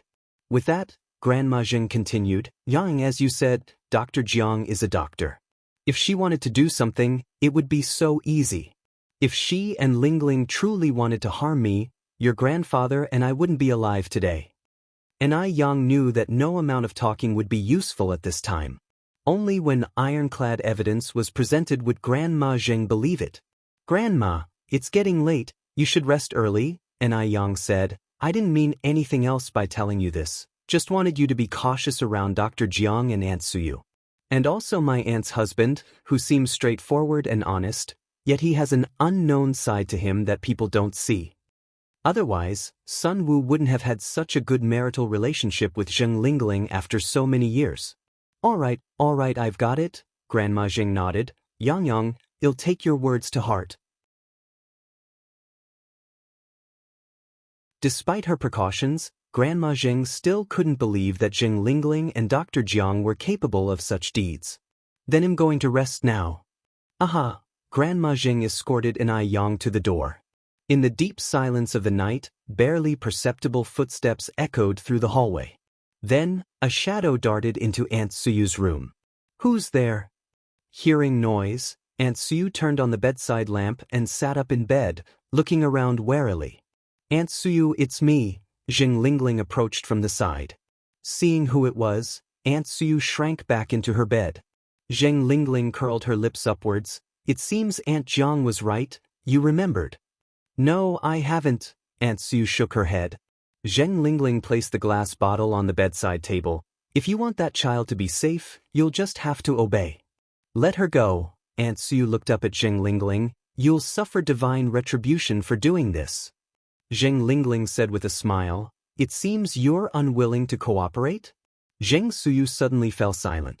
Zheng Lingling continued, Divide this into 3 doses and make Yang drink it. You still want to harm Yang?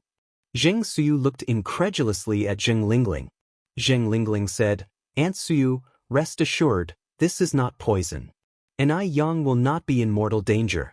If you're unwilling to cooperate, that poor child might not survive. Please, don't do this, can't you not do this? Ting Suyu knelt on the bed, constantly kowtowing to Zheng Lingling. Let her go. That child is too pitiful. I'm begging you. The doctor was right. What did being a talented woman of Beijing count for? She still ended up kneeling, fiercely trampled underfoot. Ni Yang's future would only be more miserable than Zheng Suyu's. Zheng Lingling stepped back and said, Aunt Suyu, you were once known as a talented woman in Beijing. I really can't accept such a grand gesture from you. With that, Zheng Lingling picked up the glass bottle from the table. Since you're unwilling to cooperate, I won't force you. After all, a twisted melon is not sweet. After speaking, Zheng Lingling turned and walked towards the door. She was gambling. Gambling on whether Zheng Suyu would let the child go. Wait! Zheng Suyu suddenly ran down from the bed and grabbed Zheng Lingling's sleeve. Zheng Lingling turned to look at Zheng Suyu. Aunt Suyu, do you have something else to say? I agree. Zheng Suyu stammered, I agree. I'll agree to anything. Zheng Lingling bent down to help Zheng Suyu up. Aunt Suyu, a wise man submits to circumstances. You should have agreed earlier. Don't worry, the child is living well now, no one will trouble her. Having dealt with Zheng Suyu, Zheng Lingling felt very refreshed, even still smiling as she left Zheng Suyu's room. When she reached the staircase, Zheng Lingling encountered Ni Yang. Yang, what are you doing downstairs so late? Zheng Lingling narrowed her eyes.